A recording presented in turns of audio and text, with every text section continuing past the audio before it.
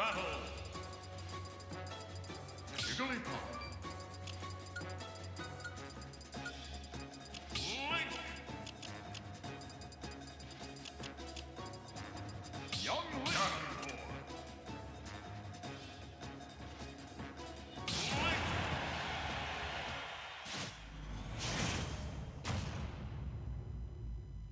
3, 2, 1, go!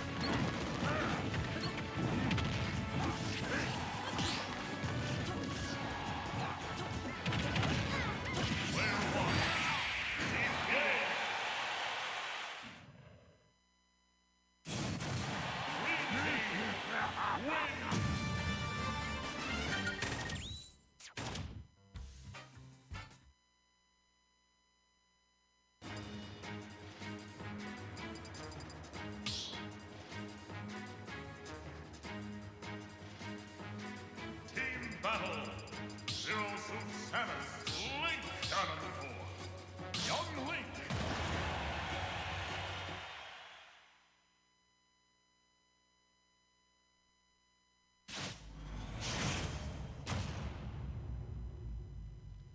Three, two, one, go!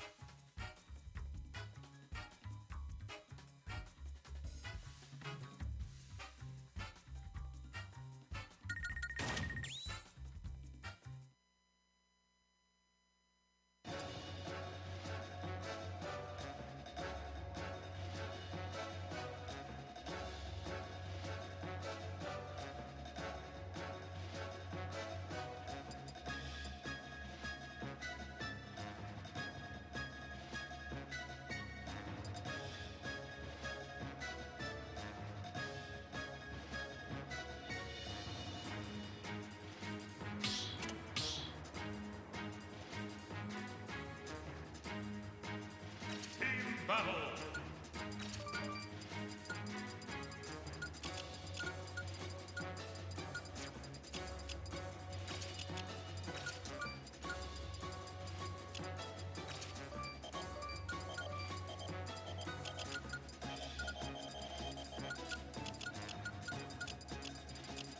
Roy! Roy! Robin in Kling!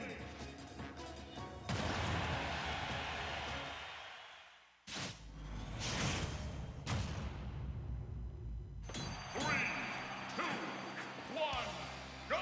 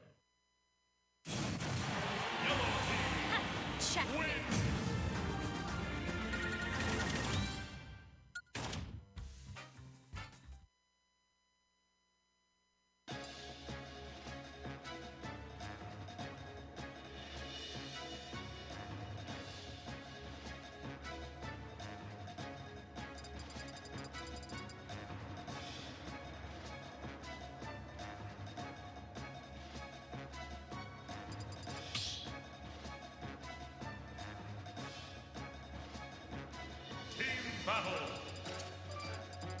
Roy! Robin! Roy!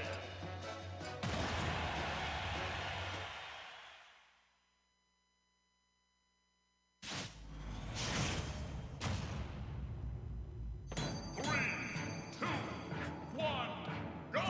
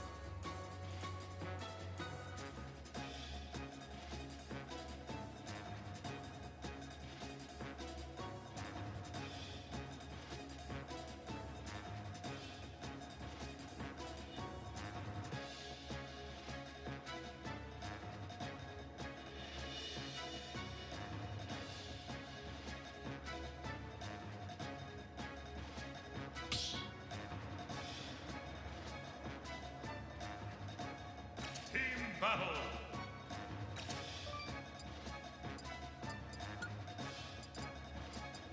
Robin.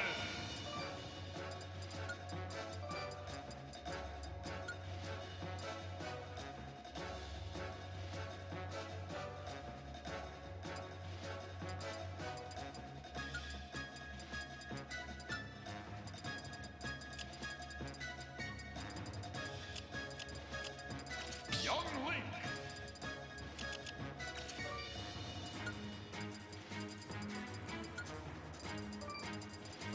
Jigglypuff. Young Link. Robin.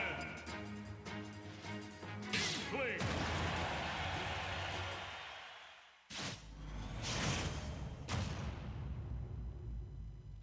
Three, two, one, go!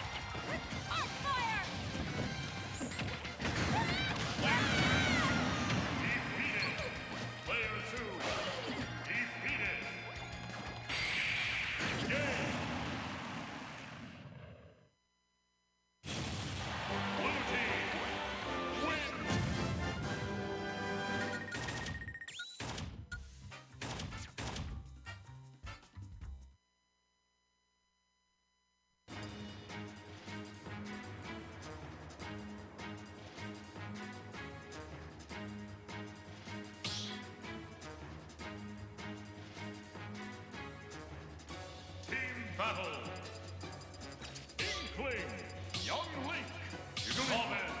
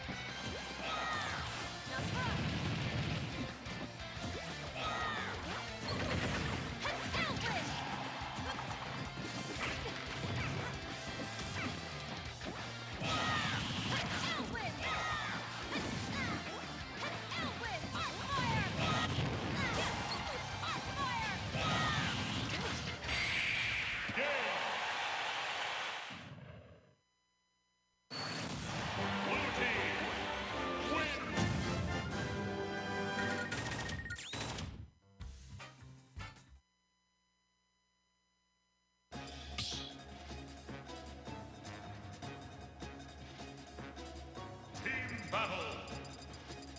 Robin, Mithra, Young Link.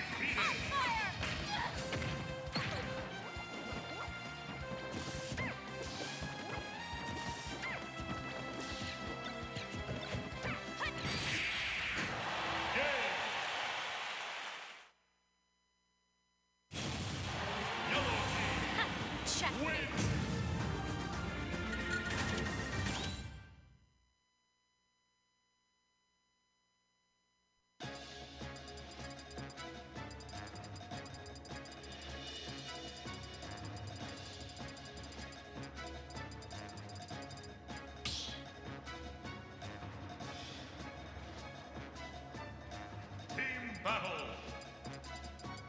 Robin. Mithra. Young Link.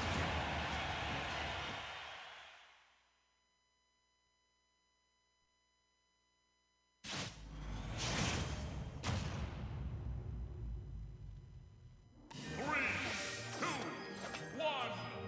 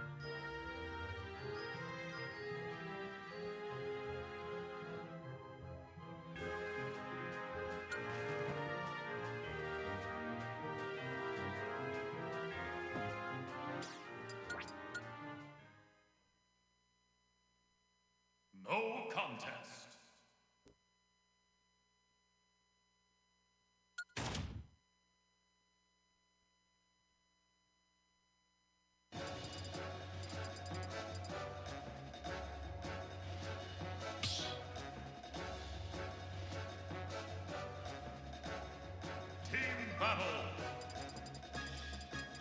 Jigglypuff. Young Link. Ganondorf.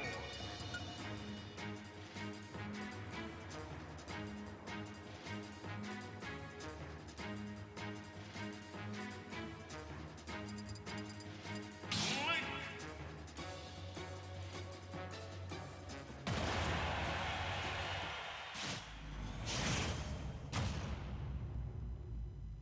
Three, two, one, go!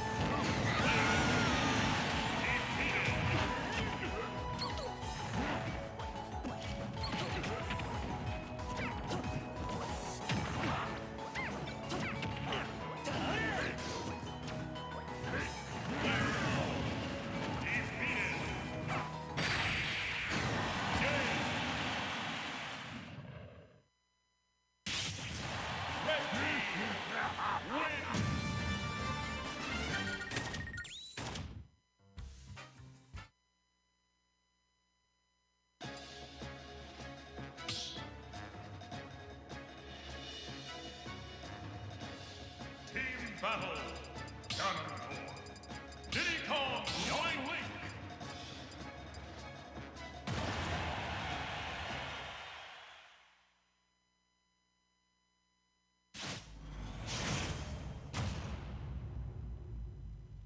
Three, two, one, go!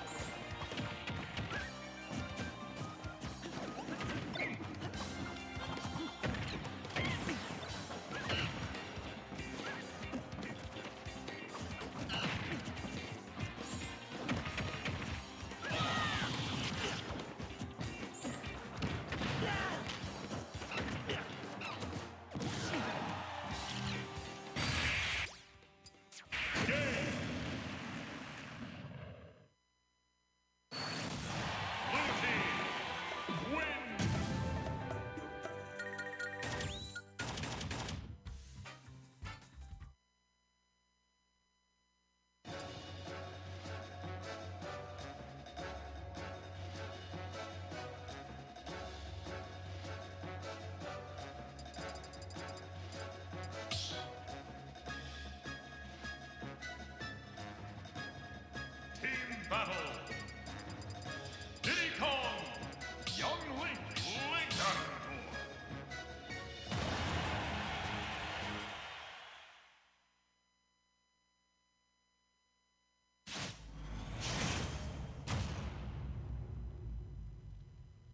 Three, two, one, go!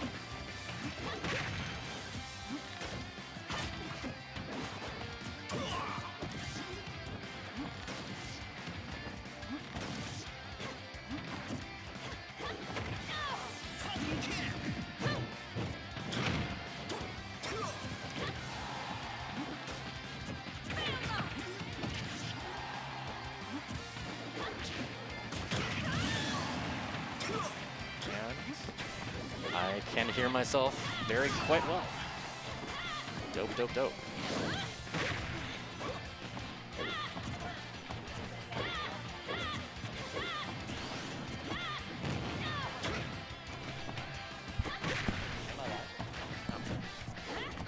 All right, I am hopping on for some solo commentary against two players that I do not believe I have heard of either of these yet.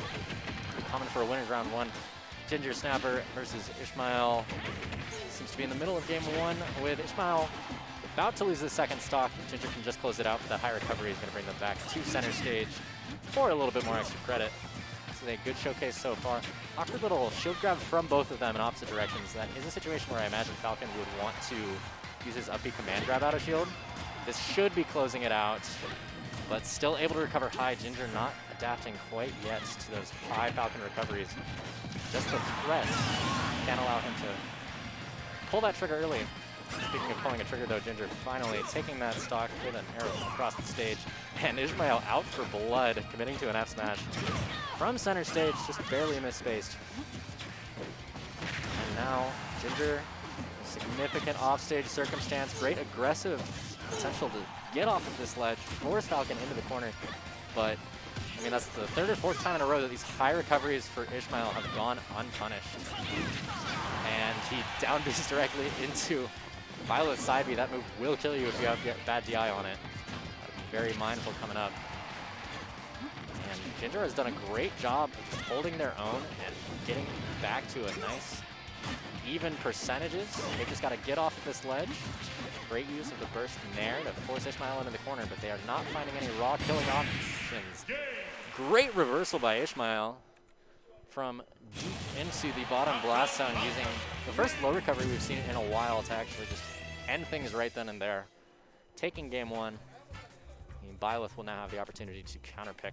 Now against Captain Falcon, I mean, he likes having things like diving boards. Falcons tend to also enjoy having walls, so they would be happy to go somewhere like Kalos or Yoshi's Story. They would happy to have access to something like Town and City.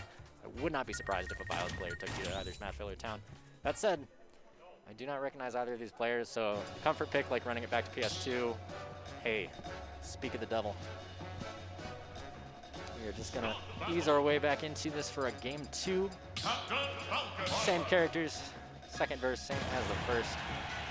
We have started this ESF 69. Nice. All right. 3, 2, 1, go! Breaking right on into this, both players dropping off a platform and sending some empty hitboxes into one another without actually connecting anything. Ginger with the first hit of the set. It seems as though they typically go for these kinds of stray hits. Not a whole lot of combos coming out, but I mean, out of Violet you wouldn't really expect much other than throw combos. While Ishmael breaking back into things, overcommitting a little bit and getting caught by Violet Nair. Violet Nair really does it all, and it will perfectly gimp Ishmael out of a command grab with that just single stray hit, not sending anywhere, and he was not prepared to buffer a second up B. So, Ginger kind of handed this opportunity on a silver platter, and we will see if Ishmael rises to the occasion to even things back up, or if, you know, the stress of being behind on a stock causes them to overcommit a little bit. So far the damage is going significantly in Ishmael's favor, but big overcommitment followed by another big overcommitment. You are not going to be able to punish Falcon kick with Violet down smash out of shield. That will be still going by the time this new year wraps around. Excellent parry of Captain Falcon jab 1 out of Ginger. Continue mounting this lead. And I like how Ginger has been retaining stage a whole lot more now. In the previous game we saw plenty of overcommitments off stage that allowed the Falcon to, you know, take center stage and then get a reversal on the Byleth for trying to get off the ledge yourself. That will even up the stocks. Ishmael at 82. A couple of empty approaches out of Ishmael, but still getting stuffed, sent into this corner. And you can't linger there. You cannot linger there. You will get hit. Oh my lord. Oh, that is unfortunate. That's actually Ginger's mistake to space it a little bit too far. I don't know if Ishmael just has the Byleth experience to know that distance, but I have seen many an individual caught for lingering. Unfortunate spacing on Ginger's part.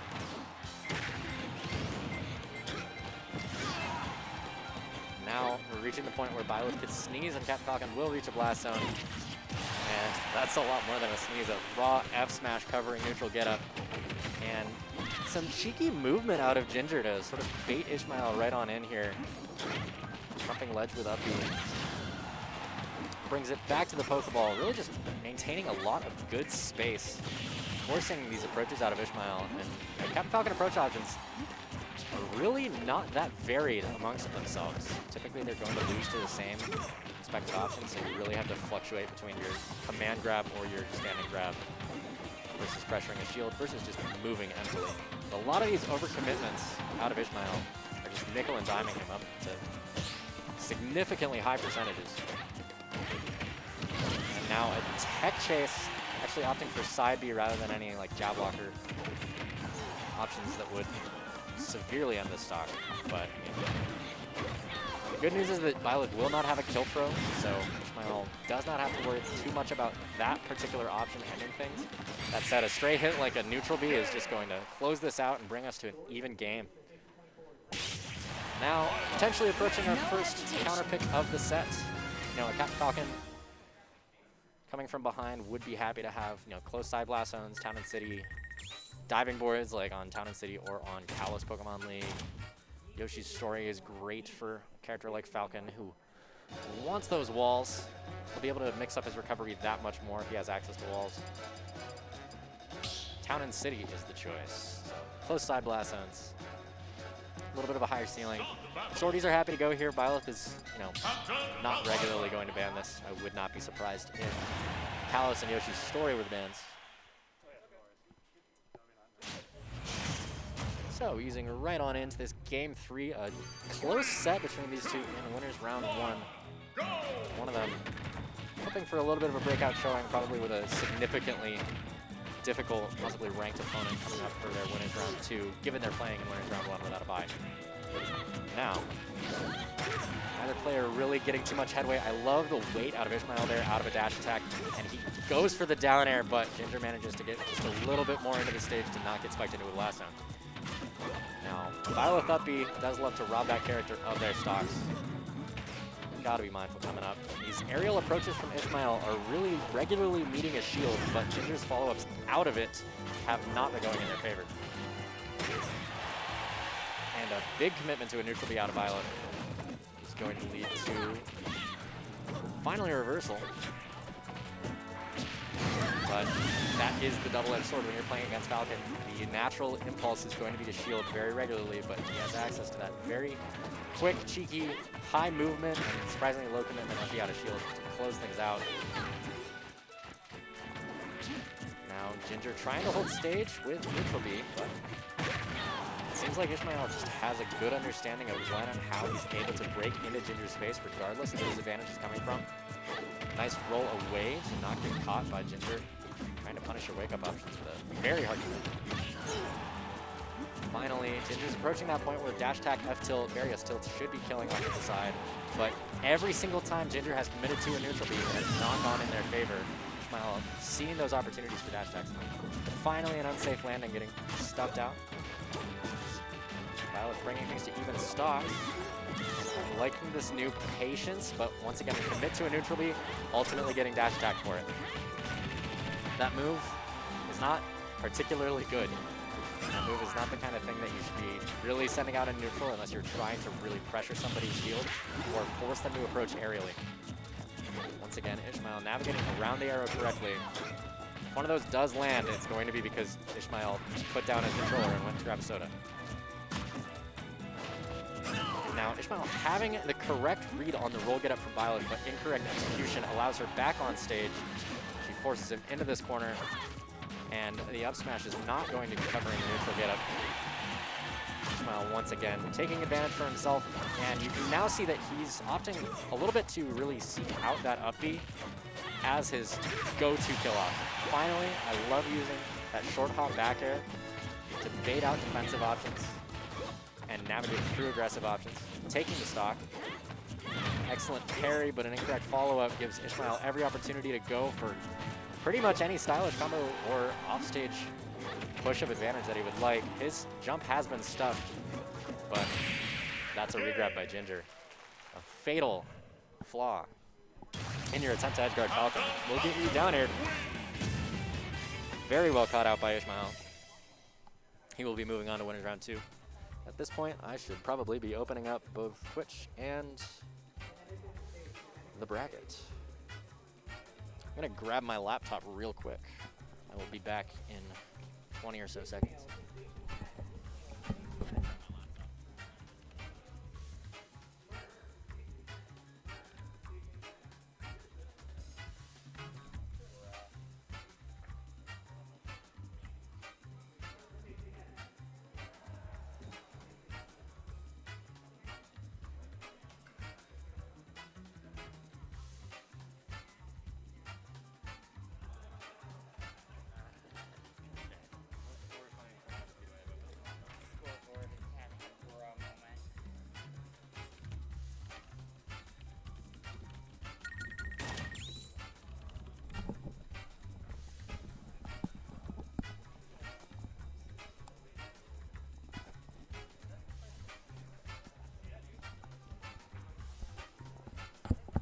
All right.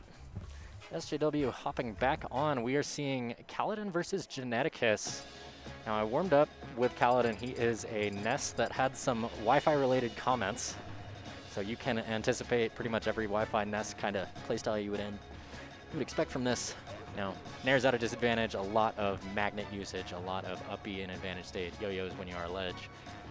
All those kinds of things. Geneticus is a Boulder player. I have not seen what characters he has on his roster right now. He likes to be a little bit of a character crisis man. He's got a hero, he's got a Mario, he's got a Falcon, he's got a Rob, I think. He could be anything, who knows. But it's looking like Geneticus might be needing to put some names and controls in before he can get things started. And I will now be hopping into Twitch chat myself. If anybody has any questions, comments, concerns, complaints, or just wants to ask me about my day.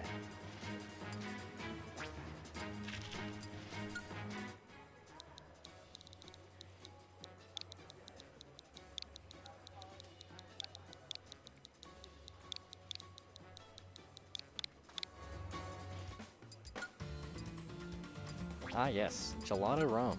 Hearts Wi-Fi Ness. That makes one of us.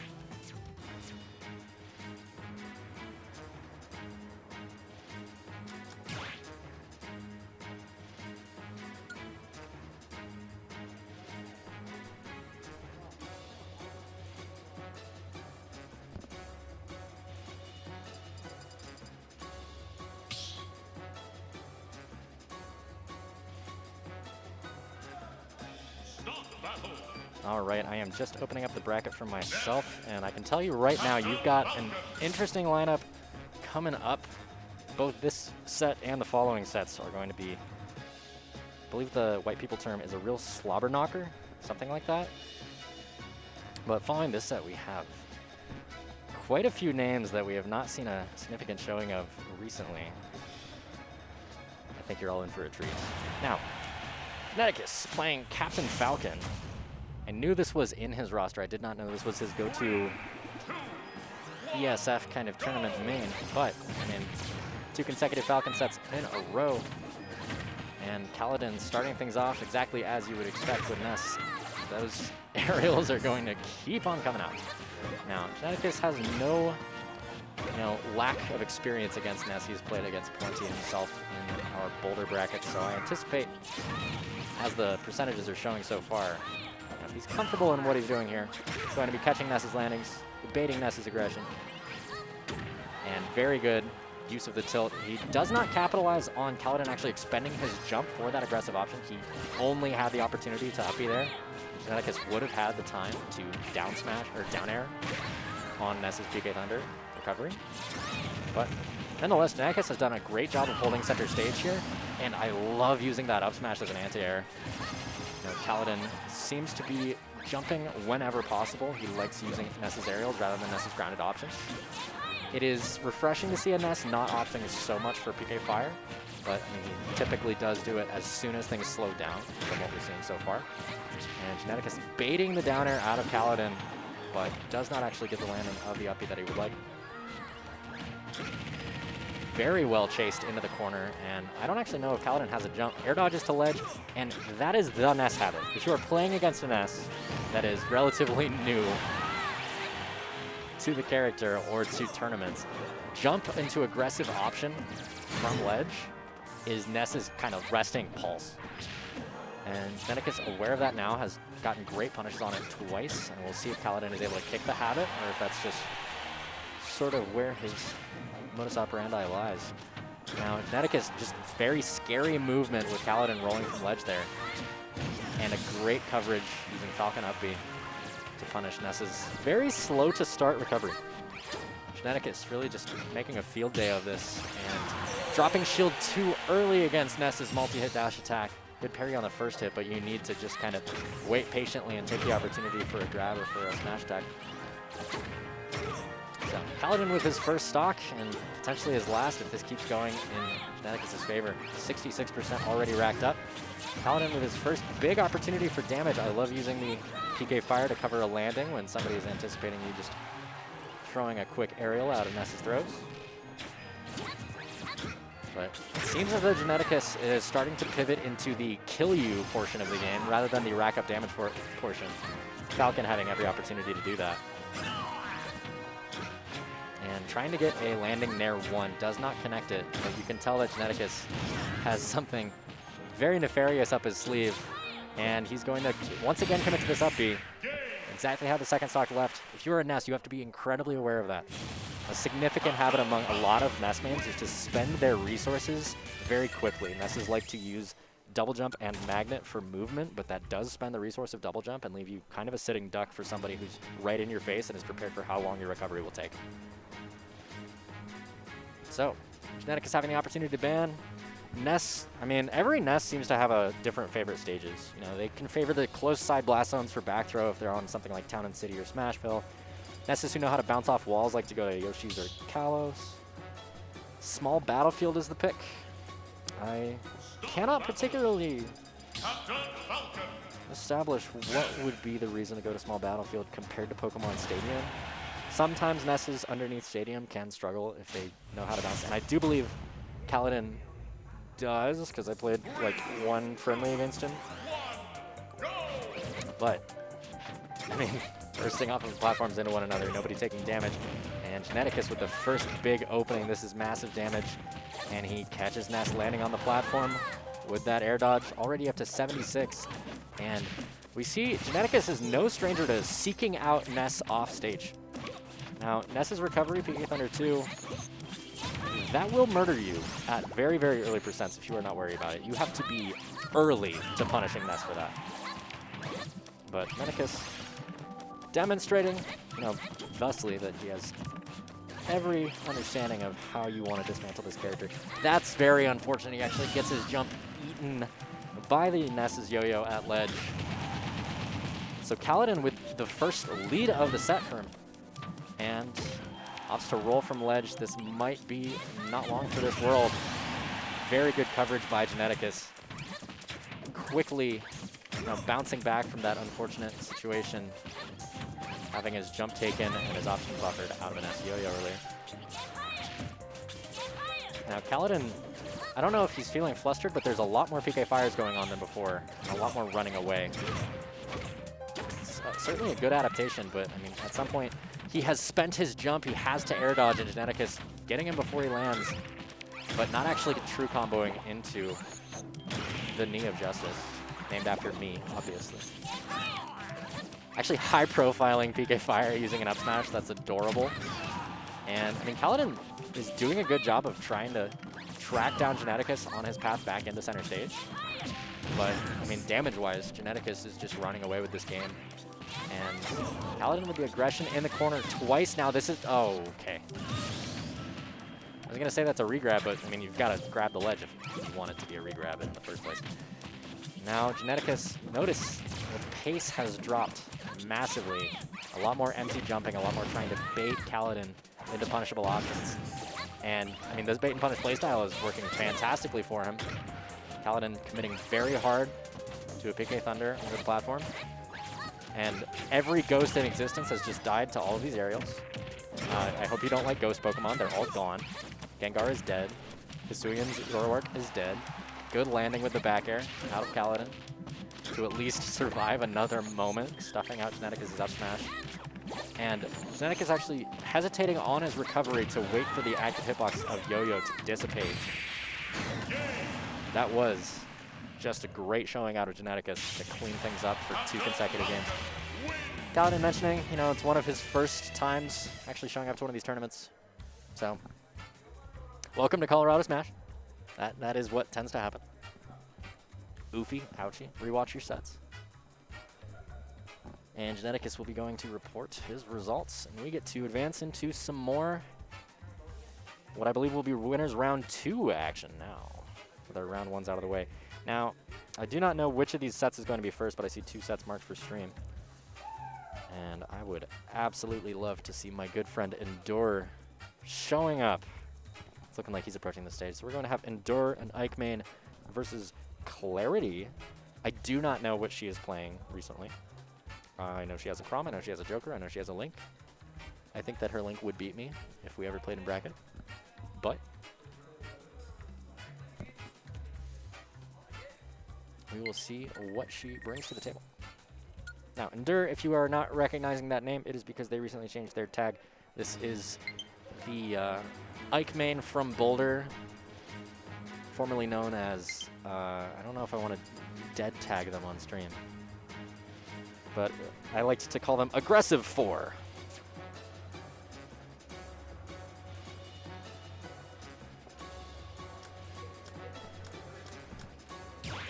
Somebody in chat is bound to get it for me.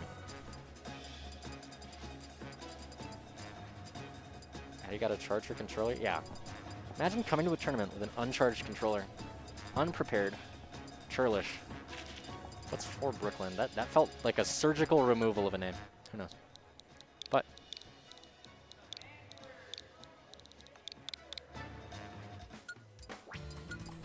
well, we've got a little bit of downtime while these players put their names.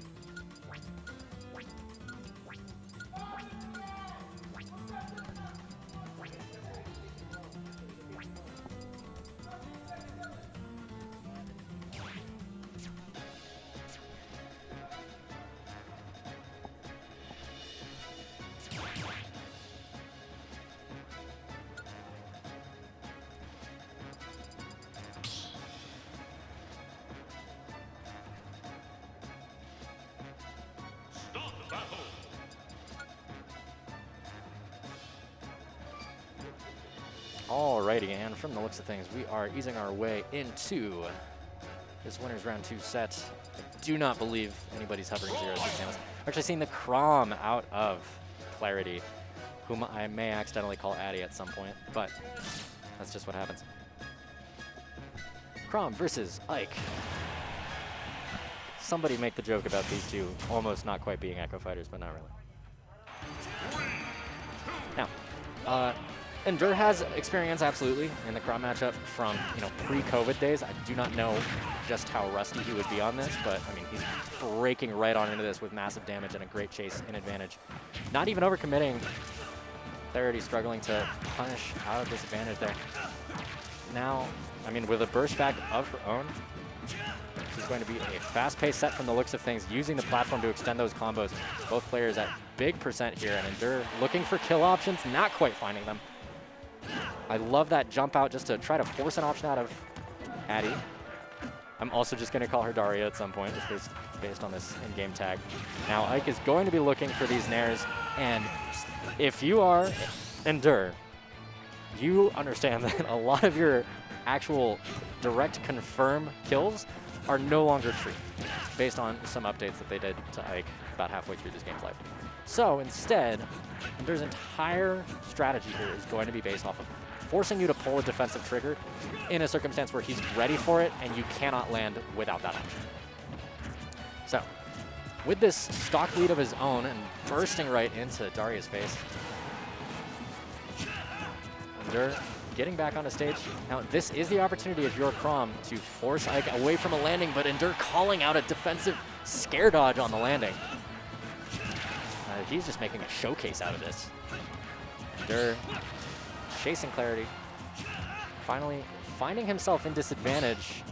Clarity holding Pokeball well, but I mean, just count the parries at this point. An unfortunate missed tech out of Endure to even up the stocks, but I mean, you're very sitting pretty with 108% extra credit.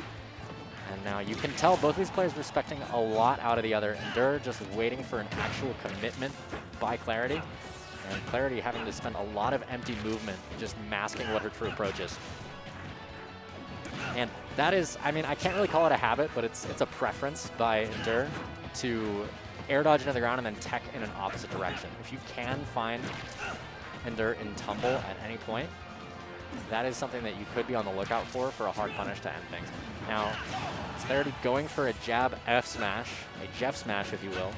Endure not going to give chase, but very good empty pressure on Endure's shield. Finding that backer on the platform for Endure to have an even larger lead than he had on the previous stock. He does not have resources to bring it back here. And Chrom's side actually working.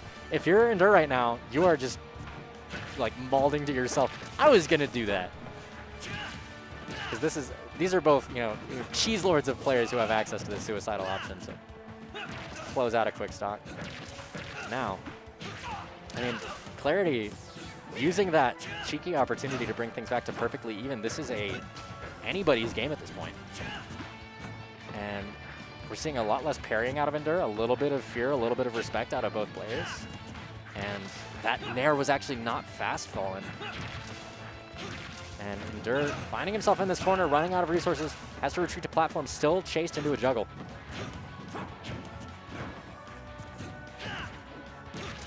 Clarity eventually overcommitting to a grab, getting tilted out of it. And perfectly even percents here at this point. Endure having a little bit more kill power. Clarity having a little bit more opportunities for some edge guard potential. An attempted tomahawk grab is going to get you punished, but not quite killed for it. The scare dodge on landing, however, will receive a dash attack for Endure to go up 1-0 in the set. Now we have the opportunity for Clarity to pick a stage. I imagine if you are Endure here, you're going to be going to somewhere with triplats, if you can, is where you want to navigate them to. So I imagine the bans out of Endure are like Smashville Town, you know, sortie stages, and maybe banning FD if you really don't want to deal with landing. But we did see good juggling out of Gromit. So Clarity opting to go to Yoshi's Story. This is a very pleasant stage if you're Ike. He's happy that you've gone here through banning. I wouldn't even be surprised if we see a game 3 for Endure to just run it straight back here. But I mean, he's bursting right on into Clarity's face. And look at how many of these air dodges Endure is trying to bait out. And I mean, that was a bigger commitment than anything. That F smash tells me Endure is not even waiting to react to it. He is full-blown predicting, you will air dodge in my face, you will die at 60, I will laugh and post it to Twitter. Big overcommitment by Endure, and only 17% is the punish from Clarity. Now, when she does initiate these bread and butters, it's good damage and it's good advantage, but that's so awkward. I just held my breath for a moment there wondering who was going to get suicided, and turns out Endure was just a little bit too low, but he will get a confirm into an up air. And that's the first taunt of the set. I was hoping those might have died with the old tag, but old habits die hard, I guess. Endur is a player who is known to taunt at the end of stocks that he takes. He says it's to hype him up. He's done it to Hungrybox before.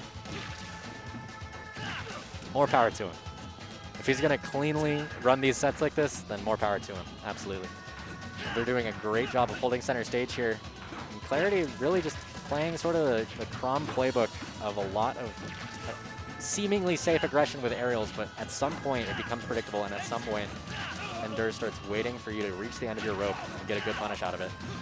And that's why you don't take Ike to Yoshi's. That was very scary positioning to get nared into nair into possibly up air. But Clarity able to barely eke out of that with her life. Now, I mean, Clarity is trying to get a good lead out of this with the stock opportunity that she was receiving.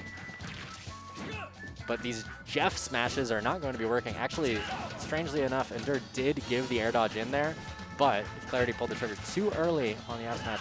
And, you know, at that point, the cat is out of the bag. Endur knows that that's exactly what you want if you get a jab, and he'll likely be jumping and trying to retreat to a platform rather than get right into Chrom's face and give him everything he could possibly want. Now, actually trading there with Ike back air. The second taunt coming out, waits out 2 run-ups, parries the jab. Endur, why do you do this? That was a bigger taunt than the literal taunt that you just did. Landing unsafely with nair and actually not choosing an option out of it other than shield. Clarity evening things up once again with F tilt. And Endur is content to just hold the center rectangle of this stage, start up some bread and butters, and try to catch your aggression back in. But Clarity doing a fantastic job, sort of bringing out the can opener. Without jump, you're just dead and gone. Because Ike having a count, that was perfectly spaced. That was the only circumstance that was getting you back to ledge. Very well done by Clarity. Can she use the opportunity to even this game up or even the setup? Once again, overcommitting for these grabs. These grabs seem to really be the death of Clarity. Strangely enough, because Chrom is not a character who's known for grabbing. Obviously, grab is, you know, the second level play. They're shielding too much, they're respecting me. And ultimately an overcommitment into a Ike nair will get you confirmed for a 2-0 in Endur's favor. Thomas Endur the 4th. I just realized I could have been making Ender's Game jokes this entire time. That was a brilliant showing out of a player that we haven't seen out at these tournaments in quite a little while. So it's always great to see somebody show up who's been up to their own real life thing. And it's looking like this next set that we'll have on stream, again being in Winners Round 2, will be Legacy Tag and Clem. Unless I am incorrect, but we shall see.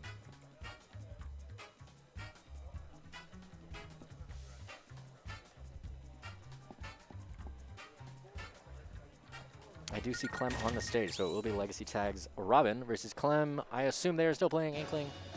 They might be playing their own Robin that they have. They might be playing Sephiroth. They might be playing Pyramithra. I don't know. They're probably playing Inkling. I consider Inkling Robin to be a very positive matchup for Inkling. With that said, N knows it. The premier Legacy, or the premier Robin player in the state absolutely knows how to dismantle an Inkling. We will see if Legacy Tag has, you know, taken any notes.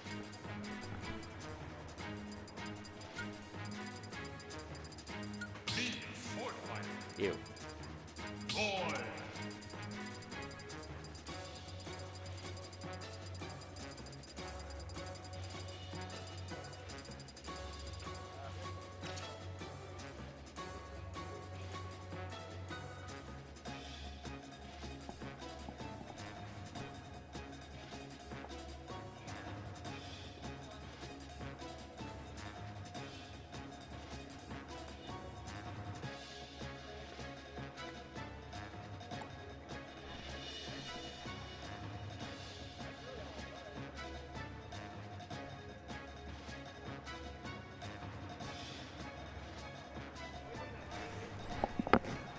Hello, this is Serge, just really quick. I apologize for the scoreboard issue. I'm pretty sure I know what the problem is. I'm going as quick as I can to fix that. again, my apologies. It will be rectified soon enough. Thank you again for watching the stream, and yeah, that's it.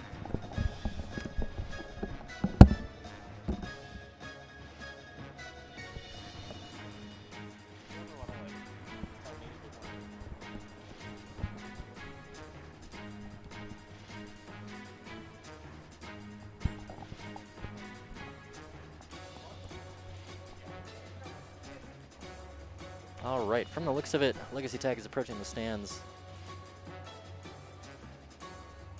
Controller in hand. And we will be seeing this winners round 2 get underway shortly. I am not totally certain what the seeding between these two is, or why they are playing right now with a bye, each of them in winners round 2. Because I know that Legacy Tag had a recent very good showing at the monthly, making top 8 through Juice, I believe another, established player that they were seeded to lose to. So, if there's anything Colorado's good at, it's bringing Robins out of the woodwork for seemingly no reason. But from the sounds of things, Legacy Tag is the 15th seed of this bracket, with Clem being at 18th seed. So yes, seeded very close in proximity with one another. The winner of this playing against Enharmonia. So, I mean, if Clem wins this, then they just get the full Robin bracket.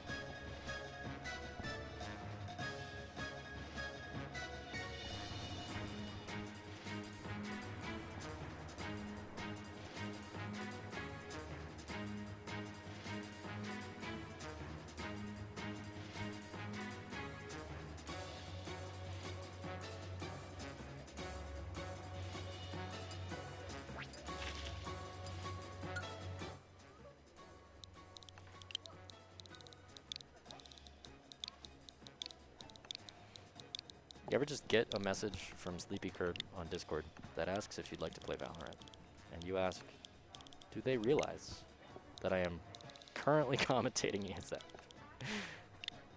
In this very moment. Why are you not here?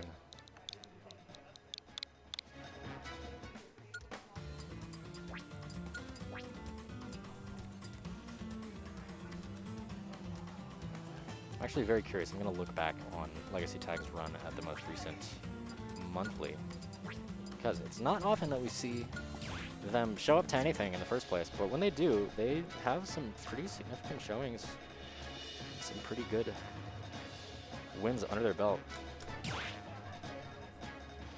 Catch me using ambiguous they/them pronouns for every single person, including Legacy Tag, whom I will henceforth refer to with he/him pronouns.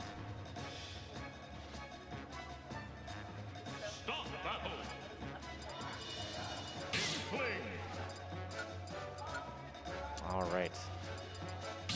Finally having the opportunity to really get things underway here. Legacy Tag's other wins in that particular bracket were Hoji and Mech.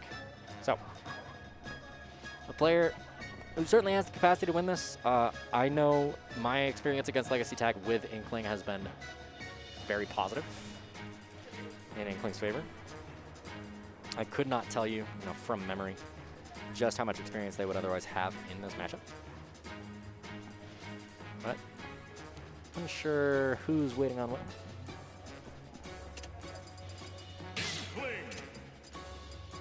It appears we are working on the overlay real quick.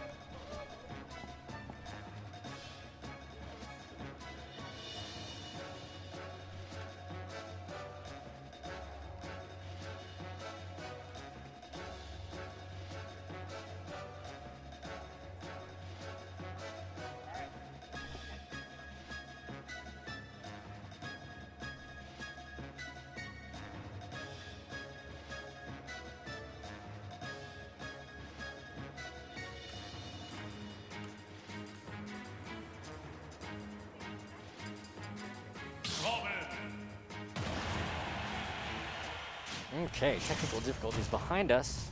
We shall commence game 1 on Pokemon Stadium 2.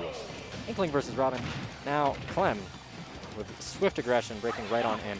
That is something that Inkling can absolutely do against this character. The low profiling of Inkling really does well to answer Arc Fire if you're close enough, and to answer multiple of the Thunder projectiles. So a quick 75% so far in Clem's Inkling's favor. They're actually opting for Splatter Shot at ledge. Get a little bit more of that purple on Legacy Tag, and actually use it to catch Legacy Tag jumping, land him, and get him into an opportunity for a grab. Next grab, it is possible that we'll be approaching Booyah %. I do not know how consistent at this point Clem is at Booyah, but Robin's window is very forgiving. That said, I mean, Clem's Inkling, I think everybody in Colorado knows at this point, is a very roller-happy Inkling. A lot more prone to try to get their stocks using that. And drops the Booyah, giving Legacy Tag a little bit of an opening, and chasing for Roller. This time they actually waited for the air dodge. Legacy Tag opting to jump out of there, retain his defensive option, and get to ledge. Legacy Tag doing a very good job of holding onto the stock, which is exactly what you need to do if you want to create problems for Inkling. This is a character with mad damage output, but their biggest struggling point is kill. At this point, Inkling F-tilt will kill it ledge. That's like their raw kill option. A lot of random up airs might be coming out from Clem. Up air can kill off the top. At this point, we're way above Booyah %. F-tilt will be killing, back throw will be killing. You saw right there, Clem was actually trying to set up a back throw to kill at ledge, and Legacy Tag with some aggression doing well. Actually getting the back hit of a smash attack from Clem's shield, just rolling back and trying to get the stock. Legacy Tag to a pretty significant opportunity for some extra credit. We are now at the point where, you know, Clem can kill with Inkling's down throw. Any aerial is going to be killing, and that's actually unfortunate. The trajectory of Splat Bomb is going to cause a stage spike that Legacy Tag was not prepared for. So, I mean, if you're him, you're happy. You rode that stock to the bank. You got a swift percentage deficit, said you didn't care, got up to 200 while taking their stock. You've got 72% extra credit, up to 85. Now Clem trying to get something to start a combo, fishing for a lot of these grabs, and trying to get a roller on a rapid jab. Trying to get a lot in that corner, and Legacy Tag just taking the opportunity to set up Arc Fire and up smash. This is pretty much an entire stock lead out of Legacy Tag. Clem has to find some opportunity to get things started. They opt for a roller in a tech situation where Legacy Tag's get up attack 1.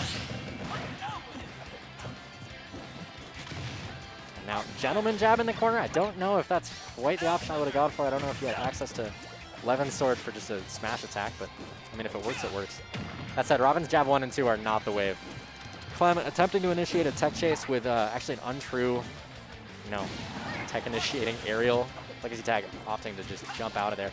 A lot of Inklings can get way too much mileage off of setting up a tech chase with, back air, forward air, or nair, in a circumstance where it's not going to be a true tech chase and you can jump or you can air dodge away or in, rather than opting to land a tech. So Legacy Tag, I mean, he's really just playing the sort of counter zoner play style with Robin. Once you get in my face, I've got these swords, I've got pretty good boxing options as long as you ignore my tilts. Finally, Clem is able to catch a roll in out of Legacy Tag, get a roller, get an up smash, but you're sitting at 112 against a character who just sneezes kill options. Good DI on a forward air, still sitting at 128, and does manage to air dodge past Legacy Tag, but cannot get the grab that they're intending to start some amount of damage with. Once again, that back air not confirming into grab. Legacy Tag able to jump out. A lot of the circumstances where Clem is trying to push an advantage have been ended just by, I think that you're forced to land here. I think I can get a grab. I think I can get a follow-up. Legacy Tag jumps out, takes center stage, capitalizes, closes out game 1.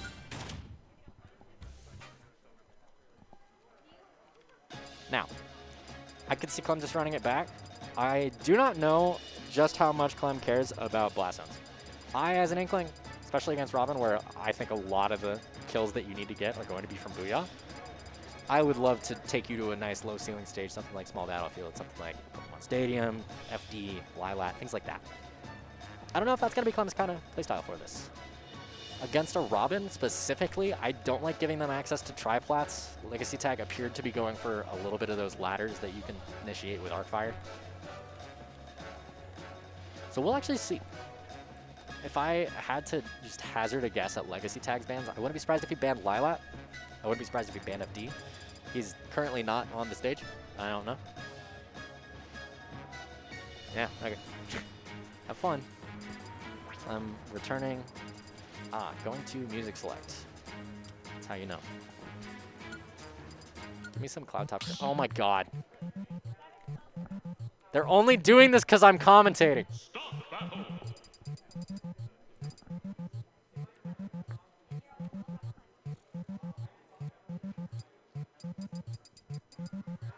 Robin is clear. I'm dying. Which of these knobs turns down my game audio? 3, 2, How do I turn down my 1, go! Oh, perfect.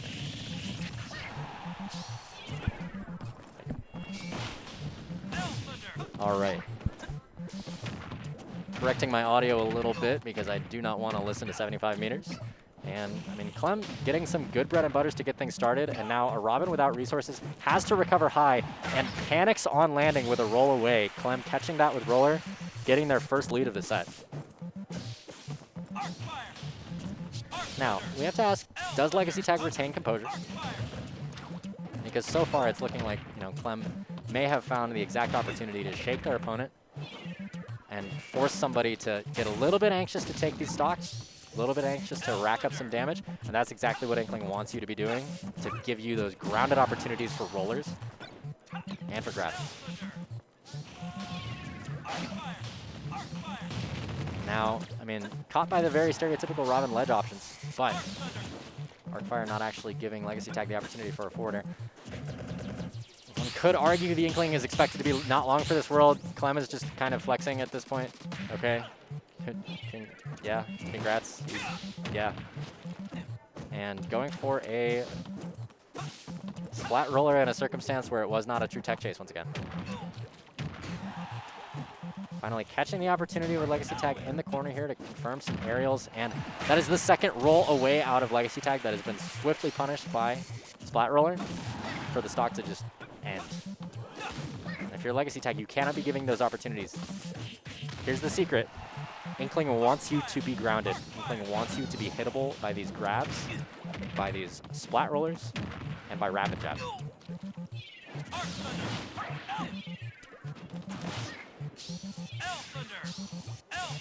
And Clem taking these opportunities to actually charge Ink underneath the Thunder projectiles from Robin gets spiked by Elwin.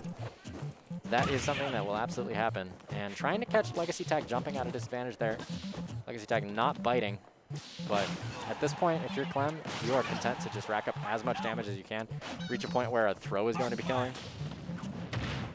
But, I mean, that option off of ledge, I don't know if that was intentionally a bait or anything, but you gave Legacy Tag a lot of opportunity that he did not capitalize on. Legacy using Nosferatu and is out of Arcfire. So noticing that he's run out of that option, he swiftly switches to Sword and is now expended the Sword. Clem at this point seeking out up airs in neutral. Now that will be approaching a point of killing very, very soon. And that's 3 stocks. That is 3 consecutive stocks that Clem took simply by rollering in a position where Legacy Tag rolled away. Do not allow an Inkling to use roller ever. The entire point of that character is to distract you with magic and witchcraft and nonsense to make you forget that roller is an option. Because if roller hits a shield, the Inkling does not have any ability to do anything about it. Like, what are they going to do? Grab you again and get another 20% or so when you're already at 110?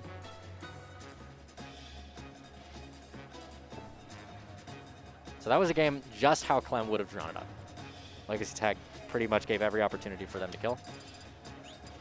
And in game 1, we saw Legacy Tag did not give Clem any opportunities to take their first stock until they just died to raw Splat Bomb at who gives a hell. I don't know how much I can swear. Stop battle. Inkling. So now we ask ourselves the question, can Legacy's Tag stop rolling away? Robin Or can Clem just swiftly clean this up, having seen exactly the opportunity that they need to get their rollers? 3, 2, 1, go! And so, Clem initiating things with Splat Bomb actually gets caught by Arcfire rather than traveling underneath it. And Legacy Tag is holding shield a lot more than he was in the previous game. We're seeing so many defensive options rather than anything to stuff an Inkling's approach. All right, I can turn my audio up. There's no more DK playing. Now, once again, we see that roller coming out. Clem is the roller Inkling of this state, objectively. If you give them these opportunities, then they're going to just run away with these games. If you don't, then they won't. That's going to be a regrab, and Inkling's down smash will cover Robin at ledge, and will catch Legacy Tag running out of this corner here. Clem actually going for roll behind there because up throw up air is much easier from a top platform at an earlier window. And there we see it. Legacy Tag shielding the entirety of roller, and you have 2/3 of a second to hit the Inkling as hard as you can, assuming they don't jump out. Clem actually opting for a little bit of a mix-up in the form of continuing the roller on somebody's shield that won't cross them up to try to see if they drop shield and don't pick a fast enough option to just get buried again. But ultimately, Legacy Tag, you know, holding onto their own stock well, punishing Clem in these corners. If you ever see an Inkling at that exact angle that you saw above the ledge, there's a significant probability that their intention is to roller you. And I don't know if that was a break setup or just a poke that did not work out in Clem's favor, but Legacy Tag, if game 2 was Clem just drawing it up exactly how they wanted on the chalkboard, here's the flowchart of how I beat you, roll away 3 times, GG's, shake my hand, then Legacy Tag is getting exactly what they want. They are getting their confirms into hard Levin attacks from these Arcfires. Clem finally sees the opportunity, confirming into up smash. You actually love to see that if you're an Inkling. But sitting at 77 with a full stock just underneath Legacy Tag's belt, ready to go. You're going to need to either just completely blitz your opponent into just hemorrhaging their stock away to even things up, or you're going to need to slow things down very well, because that roll from ledge could be fatal if Legacy Tag commits to another conditioned option for it. All right. Clem getting a roller, but not at a percent that they can do much about it. Just goes back for a second roller and gets an aerial. Great damage. He's not dead yet. And Clem actually expecting Legacy Tag to mash out rather than committing to his smash tag. Very good movement around these thunder projectiles. You have enough rage that it should put them into the Booyah window, but it might also be more difficult. But neutral get-upping into an Inkling like that at ledge, they are happy to take the back throw, but it's still not quite killing. Legacy Tag recovering high. Levin, Nair. We're reaching that point where scrambles are bound to happen, and any scramble circumstance could just mean instant death for this Inkling. If you're Clem, you need to clutch up right now and not get hit by a Robin forward air. Legacy Tag takes the set. It seems our fates are joined.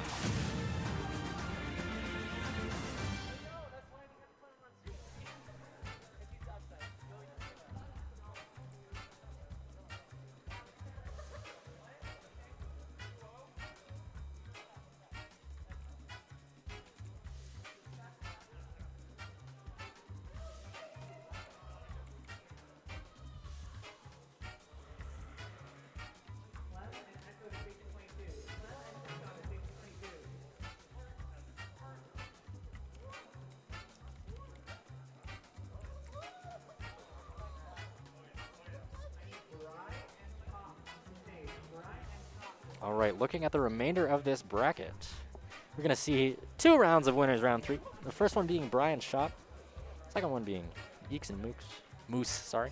That's going to be coming down the line very soon. But Eeks and Chop, these two are no strangers to fighting one another. These are both Fort Collins players. Chop being a Pokemon trainer, winner of the most recent IPA bracket, notably. And Yeeks, I mean, you obviously know Yeeks. He shows up pretty often. Did I say Yeeks? Oh my god, I'm reading my things wrong. End me right now. Chop versus Bri. Pretend that I can read. I'm sorry. I've been playing too much Smash Bros. I've forgotten how to read. Bri versus Chop. I actually have no idea if these two have played against one another, but Bri, recent honorable mention on the PR. certainly a player with a handful of very good results on the PR. I believe he's got, you know, a handful of wins on some combination of Rydra and Smirk and, you know, C-Stick and other common mid-weekly goers back when the mid-weekly was going on. Chop, on the other hand, doesn't go to a whole lot since he has to come down from way up north. So we will have to ask ourselves just how much either of these players knows their matchup. Because Yoshi is certainly a force to be reckoned with if you are not very guided in every action that you take against him. Character with some free get-out-of-jail options in the form of that double jump armor. And a whole lot of, oops, I confirmed you into murder, goodbye. Chop, on the other hand, I mean, I've played against Chop, I've played against Slatty, I've played against Willie Wickerson. I don't think I've actually played sets against Beat Crusher. I've just listed every single Pokemon trainer in Colorado as far as I know. But personally, I think that Chop has an incredibly clean Squirtle, capable of going for, you know, some very early stocks using jab blocks. He's got a crisp combo game. He does not panic that much in disadvantage, although we can see if Bry's Yoshi is going to prove me wrong on that one. Chop's Ivysaur is pretty much exactly the kind of neutral Ivysaur you would anticipate to see. Can use aggressive landing aerials that are surprisingly safe. Try to break in. Can also zone you out using Razor Leaf. I do not actually know exactly how this is going to interact between. Oh boy. Oh boy. Are you going to get on commentary or are you just going to shout? We've got the other Pokemon trainer, Flaturation, joining me on commentary real quick. We're starting Champion Cynthia music. And it is in fact Bry versus Chop. Can I hear you? Try again. It's Bry versus Chop. There we go. I can hear myself talk. Brilliant. Can you hear me talk? I can hear you. Perfect. This is awesome. Exactly. This is neutral. This is neutral. They're both at less than 20 and then suddenly And then suddenly then Yoshi suddenly gets an up air. Yoshi tries a little bit and then resets immediately. Oh my I was talking about gosh. Chop's jab blocks, but I mean, Bry to Hey, quickly Bry's got him initiate too. 72. Bry's got him too. You know, he's going to do the Bry stuff. He's got the combos, you know it, but And we actually saw Bry was waiting for that Pokemon switch, but he didn't capitalize on it.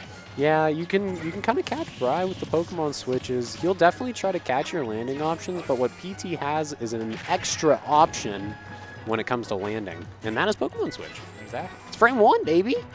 Yeah, now Bry actually representing so many options, just using Yoshi's run to fully evade a Razor Leaf rather than shielding it or jumping over it. Yeah, I mean, it's a great idea. There's a lot of ways to actually just neutralize Razor Leaf. You can put out a hitbox on it. If the Ivysaur's not expecting it, they're probably going to just throw out another Razor Leaf, but True. Chop's not on Ivysaur anymore. Very, very true. It might just be that he wants to opt for the longevity that Charizard is going to afford him.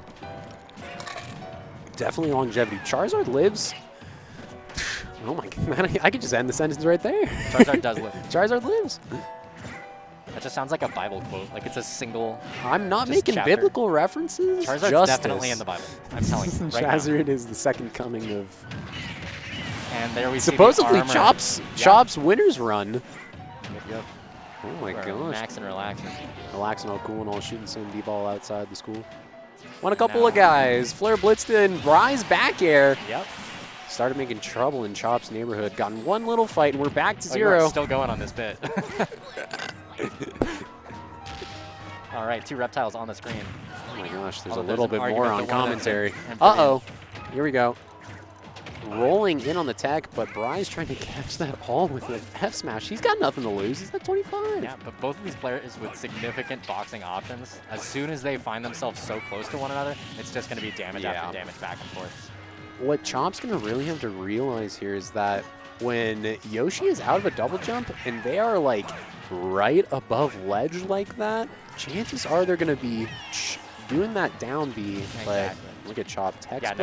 Textbook grapple play into an up air. Yeah, Chop did a very good job of just navigating around the kind of burst range that Bry was trying to present.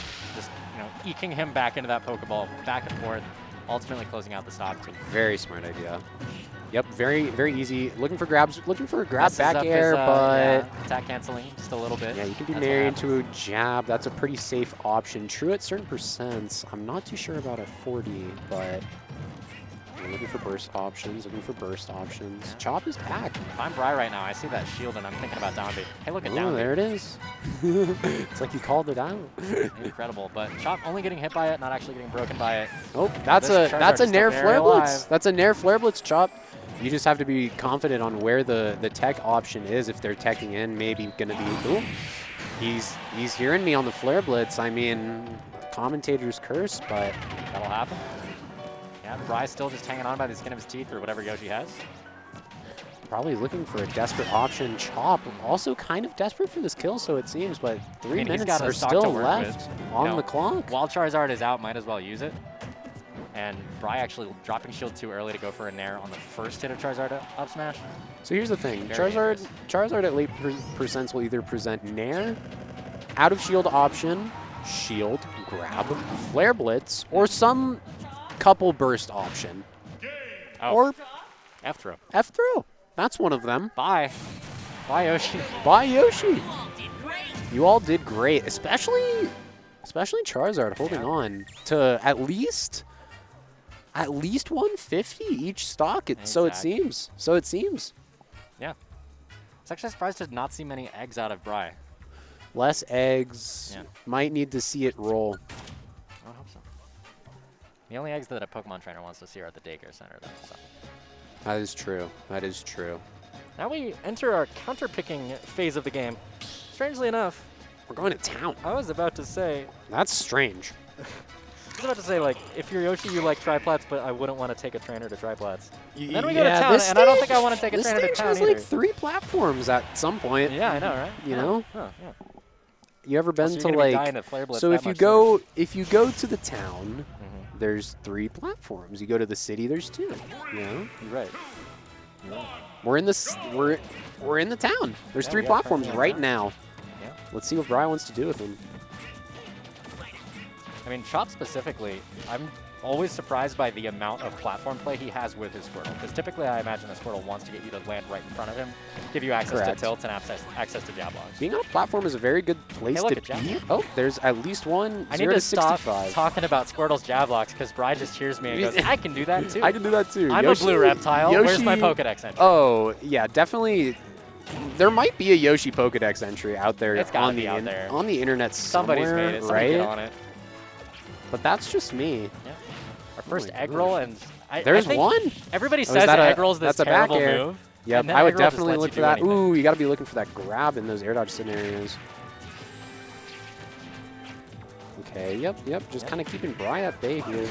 Ooh, Yeah. great setup on the back air into the up B. Exactly. Bri's trying to use this platform as a bit of respite from the pressure we're seeing out of Chop, but Bri's using it Okay. as a combo extension, a place of safety, and Chop is using it as a place to kind of set up back throw up B, but maybe overextending just a little bit, you know. exactly.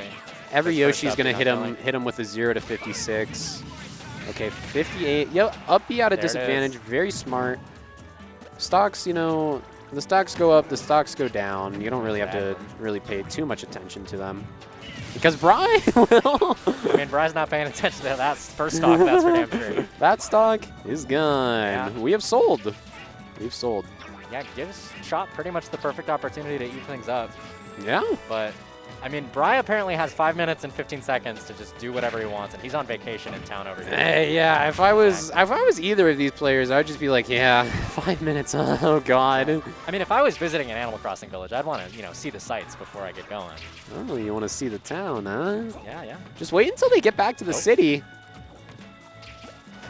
It's coming up soon. It's coming up But, soon. I mean, this has just slowed down immensely. Finally, the platforms are leaving. Somebody has to start something, and Bri's landing options are going to be that much more limited. But getting in aggressively with down air. Trying to hold Chop on this corner, but, I mean, Chop, comfortable to plank, has these leaves. Why wouldn't you? Exactly. I mean, Chop is a dude who is very comfortable planking. That is for sure, especially when you're playing Ivysaur. that was some steely resolve out of Chop in the top blast zone to just jump in the face of Yoshi up air. Oh my gosh! You know that Yoshi armor is definitely gonna break through that Razor Leaf, but that's like something that both of these players should be very cognizant of. And Bry Ooh, using some tricky using a lot movement. of air dodges Yeah. after these double jumps. Yeah, crosses over the entire stage, actually reverses things, puts Chop into his own footing. Chop is looking for one thing and one thing only right now, and it is a grab. Yeah, Ivysaur runs one thing, and it's disgusting.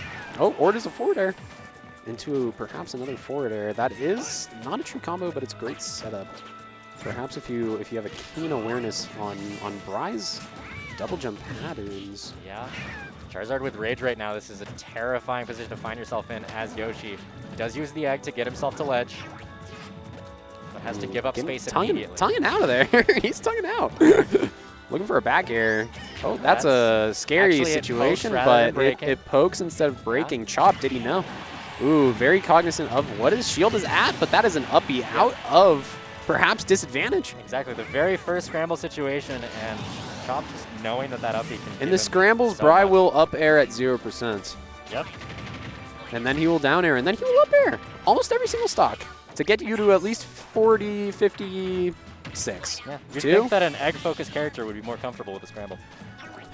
That's a great point, Justice. All right, multiple multi-hits, eking away at these shields. Very good coverage by Bry on multiple tethers. This is going to force Charizard to Flare Blitz, take some damage. Uppie my- out of the scramble Uppie out of again. disadvantage once again. Bry looking for a Yeah. cheeky downer. That would have killed if they connected. Absolutely. Yeah, something in Chop just like snapped, and now he's like, I need to murder you right now. Yeah. Yeah, he's Sitting at ready. 109. He's dash dancing just a little harder. Finally, The clock things is at slow down. 2. Bry keeps trying to kind of pump fake this Things have aggression slowed at down Chop. just a little bit. Running up with that F tilt, up tilt.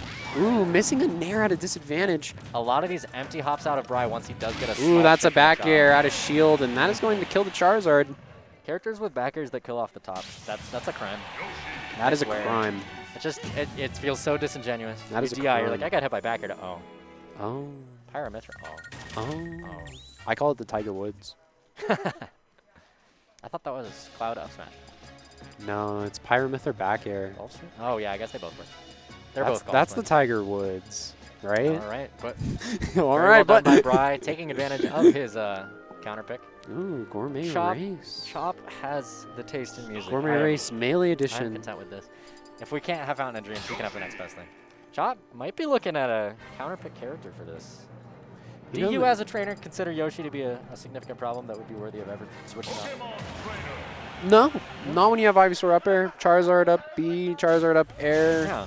up smash out of shield, I but think- Yoshi's, the good ones, typically won't aggress your shield unsafely. yeah.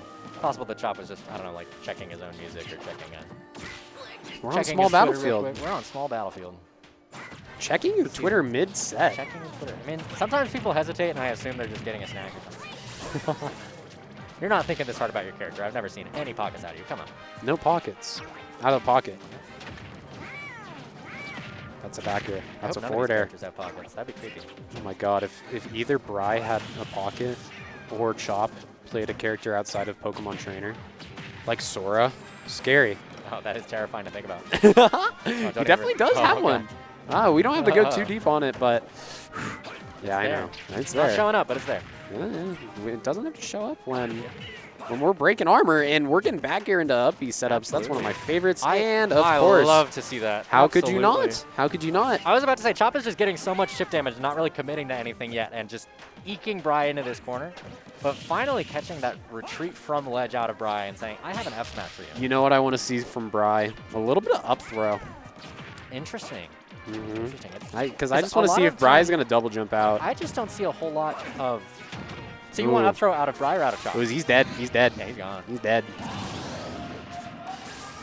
Because Yoshis don't What is typically go going for a lot on? of grabs, other than Yeah, the correct. egg leg.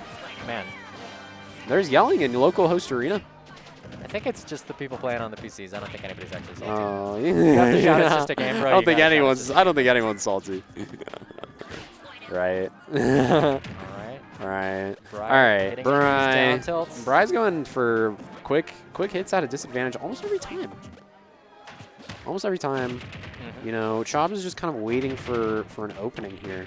Very patient gameplay, but safe as well. That's, Very that's good what I like about opportunity for Chop. Chop to Pokemon switch and like continue his disadvantage. Yes, yes. Just off of that It's But like actually miss spacing for the Razor Leaf. it's like you're synchronizing with the Yoshi's double jump or air dodge or egg throw, right? Exactly. I need to see more eggs. To beat the dinosaur, There's you've an egg. gotta be the dinosaur. It's true. You must think like one.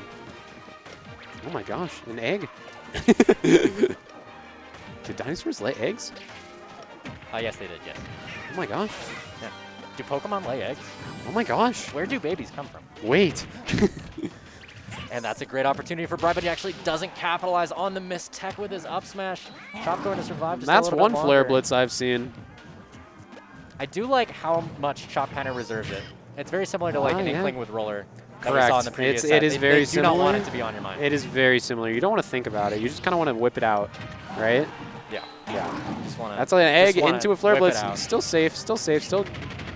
Yep. Yep. Still gonna work. Actually, okay, I was gonna say Chop very fortunate to not get hit by the Ooh. last little bit of that downer. Yeah, that's a back air. Back air, very common kill choice from Bri. Absolutely, yeah. Bri finishing his play. Ooh, Mitch. He You can do one more. actually You can do stuffed one it? more after Oh. that. That's an up throw. Yeah, that's a.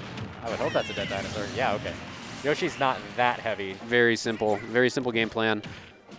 Not even thinking about a water charge. Speaking of a simple Not game even plan, thinking about a water it's charge. looking like Chop wants one of these tilts into grab, which is not going to be true quite yet. Bri Water wary charge of not that. even on the mind of Chop at this moment, but water still very much a little bit in the question.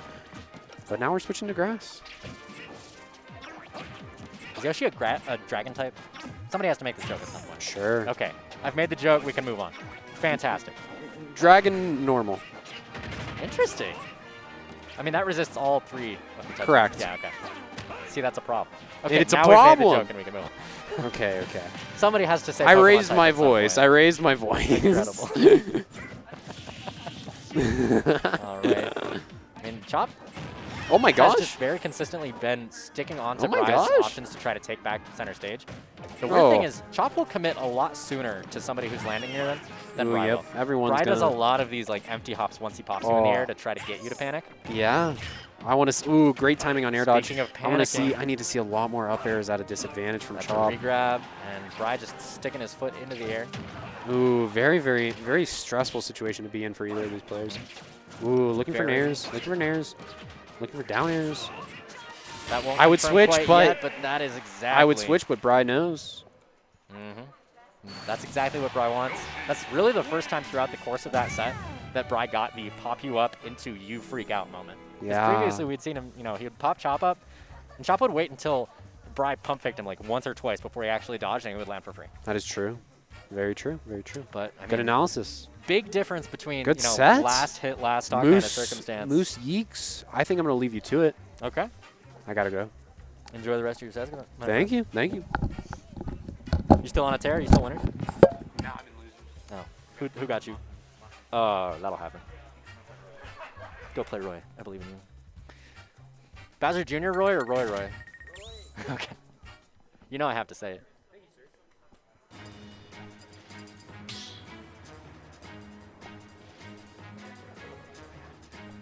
Stop battle. All right, so as the Slaturation mentioned right before hopping off, we've got Yeeks and Moose coming up on the stream here. Moose, I believe, is still trying to commit to the Roy, but I mean, Character Crisis the main. Could play Roy, could play Lucas, could play Cloud, could play Sonic, could play the random button, could play a lot of things.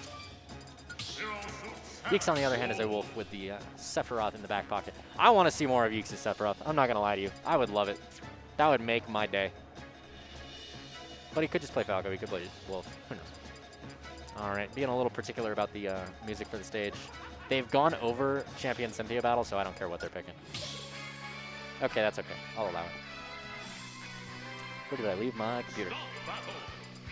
Here's the part where I check chat. So I no longer have somebody to bounce off of. Now.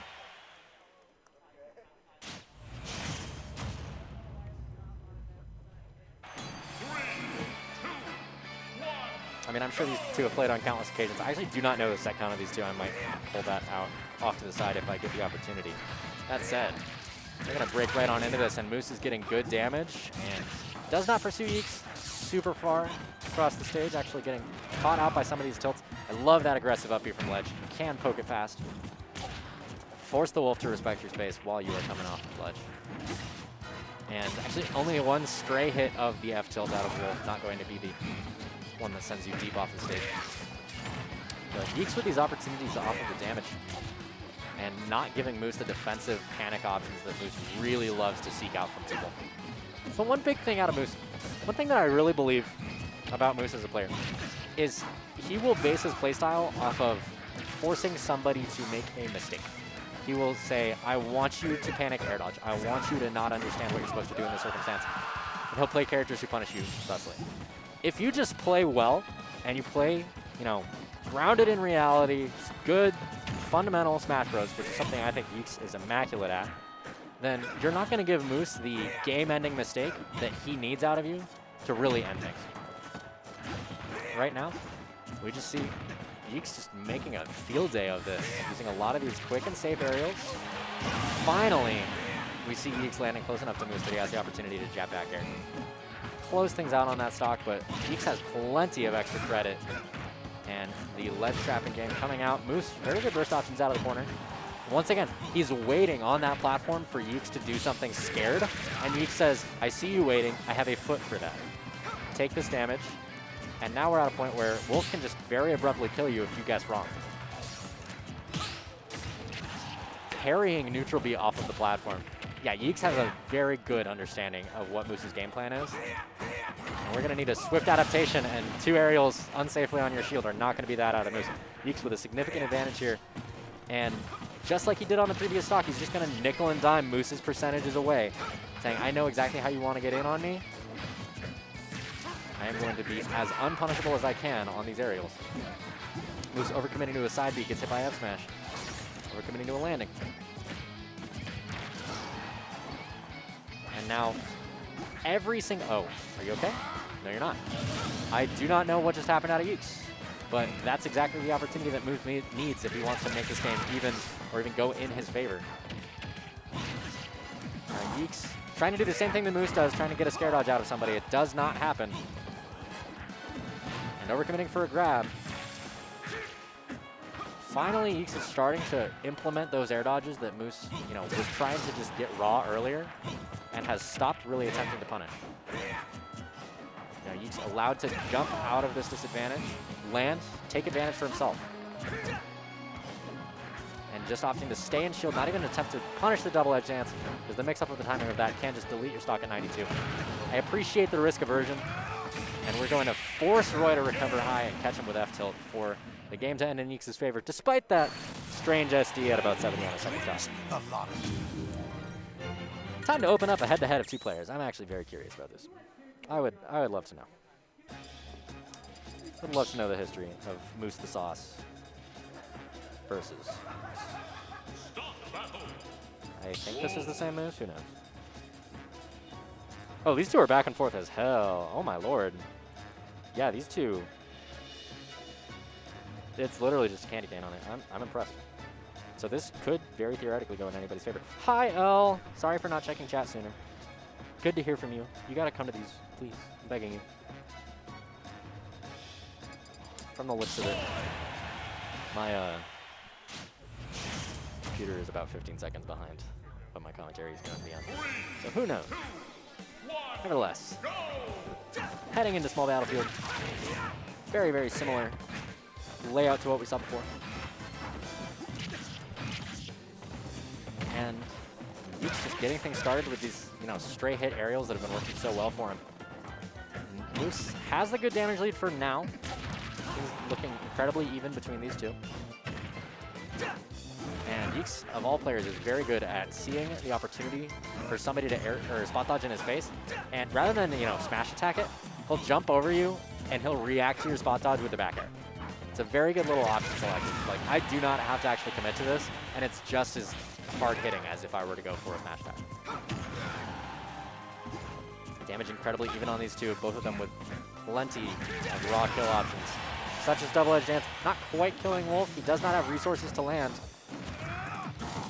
That looked like a strange overcommitment by Yeeks, but ultimately Moose committing to an up B and Getting hit by the most forgiving possible box of Wolf down smash that you would imagine.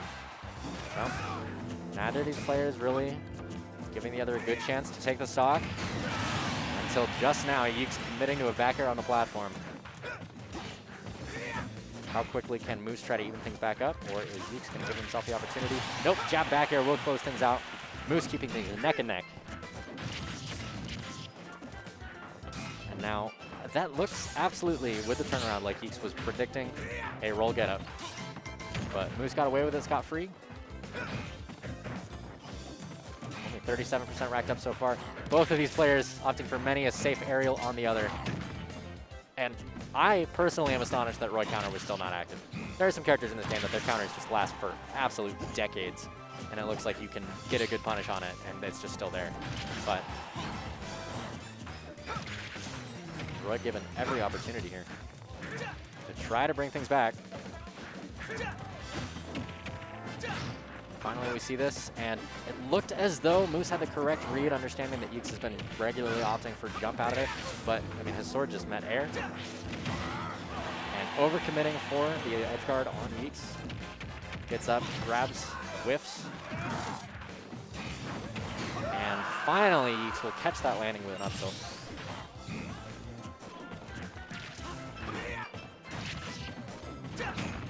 Moose needing very, very soon find a way to close out this stock, but these hard commitments are going to give Yeeks so much extra credit. You cannot be doing that unless you have reason to be betting on it. Yeeks at 121. Just reactive F-tilt at ledge. That will close things out. Moose evens up the stocks, but at a 67% deficit. That was a footstool. He heard the audio cue. He was able to get back up. And now, he's struggling to get off of this ledge. Sees some opportunities. Given a second lease on life. Wolf F-tilt not connecting to the second hit. But these big commitments out of Moose, committing for grabs, committing for smash attacks, committing for up Bs, have cost him so many stocks just to ultimately give Yeeks a pretty convincing 2-0 victory in the set.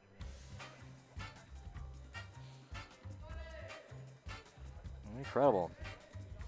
And now moving on in bracket, it's looking like we have held, oh my God, there's been an upset in bracket, folks.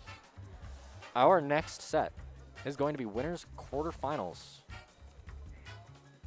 Endure, who beat Smirk 2-1 versus Bry, who we saw 2-1 against Chop.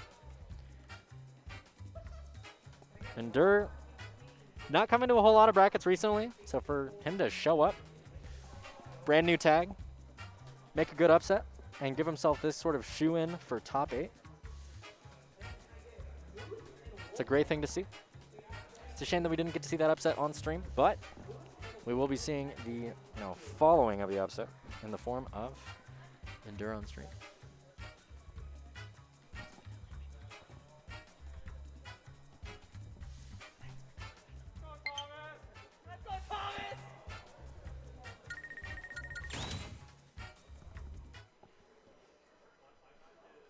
All right, it's also looking like we can very swiftly get on into this. Both of these players up and ready to go. And they've both played on stream today, so I would hope they both have names in here. We're moving to Pokemon Stadium. We can anticipate Ike versus Yoshi. The only time I know of these two players actually fighting is at a Boulder event where I believe Bry won at 2-1. It might have been 2-0. But, I mean, if you are Endure right now, now's your time to shine. This is, the opportunity has been presented to you in the form of an upset. Now you need to ride that upset to really demonstrate it wasn't just a fluke, it wasn't just a stray kind of interaction that can happen. Demonstrate not only that you're above your seed, but that you're above the seed of the upset that you got. Because for the remainder of this tournament, I mean, Endure can just ride technically first seed as though it is his own. So he's going to need to be very mindful of a lot of Yoshi's options. Now, Yoshi typically is a character that struggles with swords. Disjoints versus a character who all of his boxes are usually involving his feet or his tail. You know, if you can space him out, if you can force him out of disadvantage to pick some whack options, you can get a lot of good mileage. So far, it's looking in Bry's favor. Now, Bry committing to an egg roll, potentially a misinput there, something like an up B or a neutral B trying to be reversed. But, I mean, now this is a regrab, and Endure not capitalizing on it. And very well-placed air dodge out of the corner there. It looked as though Bry was waiting for it, and Endure just pulled the trigger at the exact right time to not get hit by the Yoshi up air. Holding on to this stock and getting good damage on the Yoshi is going to be crucial, but that's a jab lock into an F smash. You are gone. You have left the building. Bry, if you're Bry right now, you are very, very happy that you're fighting Endure instead of Smirk. So are you going to hand this, you know, Yoshi top 8 winner side? Or are you going to continue to ride the high of your upset? Now, Endure having to respect a whole lot of burst options from Yoshi and a whole lot of eggs for when he is airborne. Ultimately actually dropping shield. Now, Bry's pressure is very well placed around shield typically. He's trying to influence Endure into some hasty out of shield options. That is a hasty out of shield option, but it is working. It's going to put Bry deep into the corner here. Endure already at 85. And very good catch by Bry to F smash exactly where Endure is landing with that side B. That side B is very, very little lag. It is easy to mix between, am I going to be landing on a platform, landing on the stage itself, or landing on a ledge? Bry catches it well, and you know, Endure finally takes that first stock ball. I'm trying to explain how he lost his second. Now, both of these players very empty in their commitments. 2 consecutive spot dodges out of Endure. We see there had to have been opportunities in there for him to pull the trigger on some kind of defensive, some kind of out of shield option against Bry. But, I mean, you can't blame him for playing a little bit scared. Having to respect a lot of Yoshi's raw kill power and raw damage. Right now, Bry struggling very much to land, but Endure not pulling the trigger on too much credit for it. Once again, this well-placed side B, that is how you lost your second stock, and Bry is probably potentially going to do that as a win condition for this game. He's saved his jump, now it's gone. Air dodges to ledge successfully through these down tilts, and uses platform to avoid Endure's dash attack. We are approaching the point where dash attack will be killing, but not from center stage like that. Endure needing to close things out very, very soon. Very well faded back by Bry going off of the stage. And body blocking Endure, takes a little bit of damage, forces Endure to up the ledge. And Endure pulling the trigger too early on the taunt. Do we see a taunt in to get bodied? If you take a stock right now, it's not a true taunt in to get bodied. But it's looking spooky. I would be just waiting with bated breath. At this point, Yoshi just exudes raw kill options, and Endure will finally find an up tilt to close it out. There is some cheeky potential, you know, maybe Ike, you know, up B grabbing ledge for Yoshi to die first, but Yoshi's gonna just catch your options at disadvantage here. And you can tell Bry is looking very patiently, very committedly for what will be the final hit. If you're Endure, a stray hit is going to end this game for you, and you have to be very mindful, not panicking when spiked off of the stage there. Does manage to land at 179, gets hit by stars, manages to get Yoshi up to 86. Ike does absolutely have the raw kill power to survive this. If Bry picks the wrong air dodge option, then Endure will see the window of opportunity to close out game 1 with an immense reversal. This is anybody's game. You have to be very, very cautious. Surgical precision with every single hit. Nobody willing to commit to any options out of shield, just trying to reset neutral as often as they can. If you're Yoshi here, honestly, you got to be so afraid of every single sword because your boxes will lose. Bry starting to get a little bit more patient. That's going to be it. No, it's not. Bry does not pick a fast enough option to punish the up B landing on platform. Endure with every possible opportunity you could imagine. And Bry SDs. Sweet mother of God. Somebody up there likes Endure very, very much. I don't even know. the blessings of the Lord have presented themselves to this gentleman. Kawita with the bias TOing popping off for Boulder. All right, Endure has now been given not only a free game, but a free just, hey, you know all that momentum that you built for that entire game where it was pretty much a lost game, but hey, you made good information from it? Well, guess what? You won, and you get to retain your momentum. Start the battle. Don't drop it for 2 games. Yoshi, fight.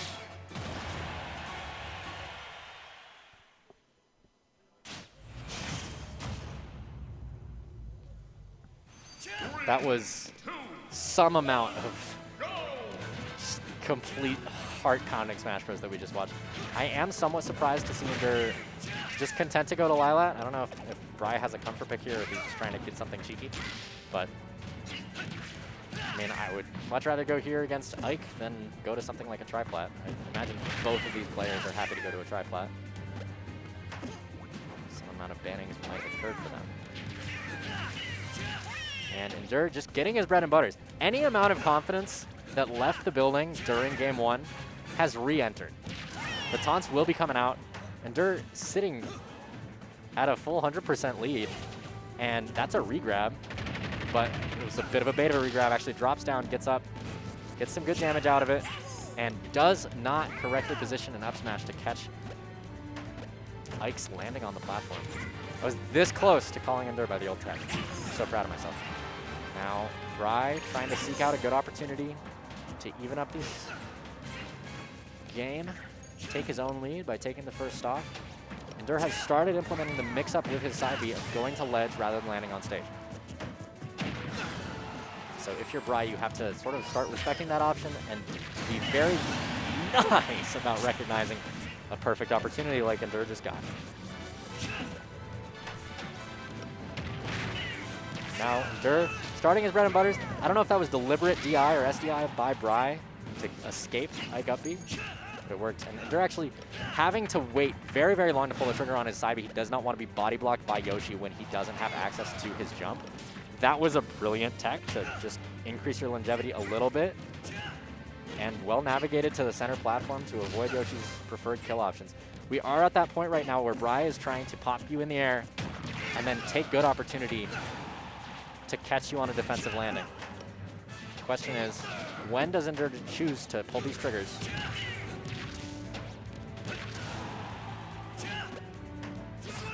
And in fact, Endure pulling the trigger incredibly hard, pursuing Bri deep off stage and gets punished in the middle of his up B.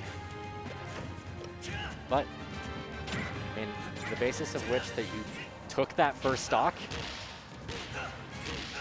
has given you such good damage, and okay, never mind. Yoshi did Yoshi things. We are now back to even percentages, exactly. Now Endure opting to go to ledge more, and Bri has fully taken note of the fact that Endure is regularly going to be on ledge rather than landing on stage. So he's choosing these ledge trapping eggs, and so far they're going very well. We have not seen Bri lose neutral in a long while with this massively racked up damage. That has got to be the first, raw down B for landing that we've seen of this set. And it goes well for Bri. Endure, I don't know if you actually believe that that was a true confirm or if you just, wanted to catch potentially an air dodge. But ultimately, he does die to Yoshi back air as an approach option from Bri. This is a dangerous position to find yourself in against a Yoshi who needs to lose their stock. That character is heavy. That character has very good out of disadvantage options. And that character racks up mad damage if you give them the right opening with these up airs, starting like this. They're all the way up to 74 already. Still trying to get my heart rate down from that previous game. And Endure catching the Yoshi double jump, following the armor leaving with Ike's back air. Parries and rolls behind. Finish your meal. Endure, I'm begging you. You've just parried a Yoshi. At the very least, jab. Get some amount of damage. He doesn't have his jump. Wait, he does. He saved his jump that entire time through both eggs. Okay, I'm impressed. I just assumed when the second egg hit that he didn't have it. And that is the second time that Bri has been bailed out of a potential disadvantage state by the stars of Yoshi's Yoshi Bond. And And Endure, I mean, if you break a Yoshi's shield, first of all, props to you. That's freaking impossible. But second of all, that's the end of this game. That is a very good win condition for you to play around, but I mean, Bri has a much simpler win condition in the form of forcing you to air dodge onto a platform, catching it with an up air at 168 to even up these games. Now, there's an alternate universe where that was a swift 2-0 in Bri's favor based off of the game 1. But now, AIB has a counterpick. Sorry, Endure has a counterpick. I was doing so well. I'm very disappointed in myself.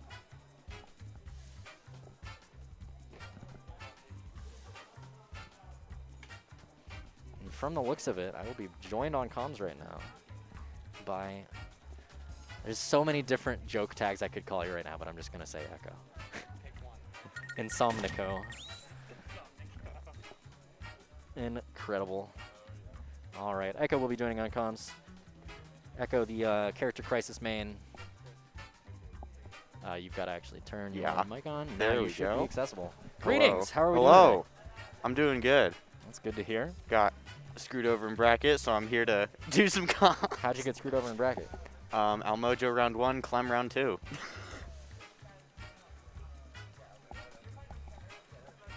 Both of those are winnable. Okay, but but here's the thing. Round 1 was Falco, and I play Robin. But consider, if you will, It's a losing matchup. winnable. It's still winnable. Both of those players. On are very Elite winnable. Smash, maybe it is winnable. Okay. On Elite okay. Smash, maybe Falco is winnable. Okay. I'm just saying. Winnable. Also, Clem got knocked out by, or got knocked into losers by a Robin. Yeah, but like that's a good Robin. Yeah, okay, yeah, sure.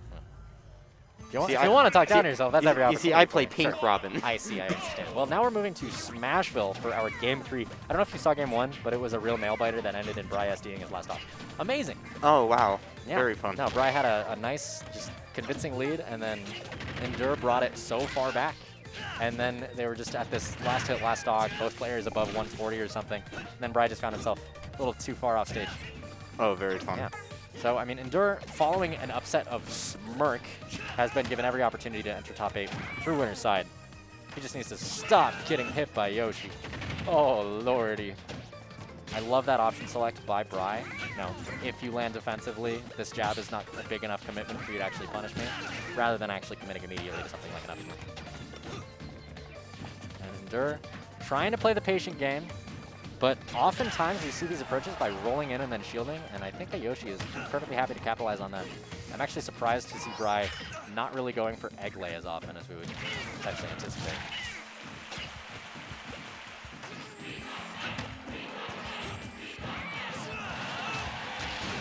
Ooh, up air.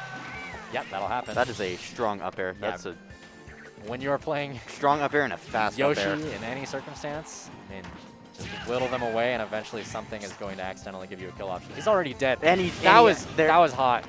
Endure taunting before What? the Yoshi had Meta Wow. Blast him. Mwah. Amazing.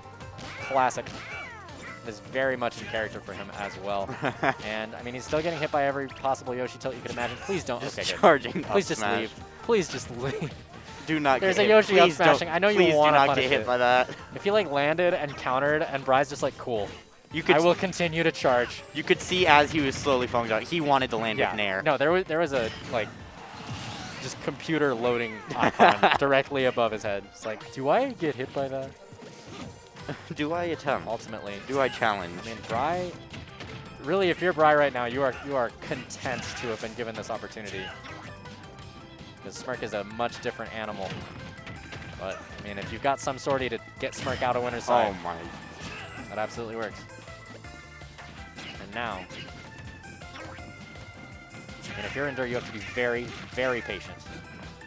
He does force the air dodge out of Yoshi. Evening up percentage to Yoshi still a stock has down. retained enough resources to get back. Exactly a lap of percentages right now. And Endure seeking these up airs, but Bri is not giving him the positioning or the necessary scare dodge for it to happen. And we actually, I don't know if Endure noticed that, but like you knocked Yoshi out of the double jump armor there. That's why he went absolutely nowhere getting hit by that up air. And Bri Stop. read your soul. No, Stop. that was great. Like you tried to waveland. By all means, you should be dead.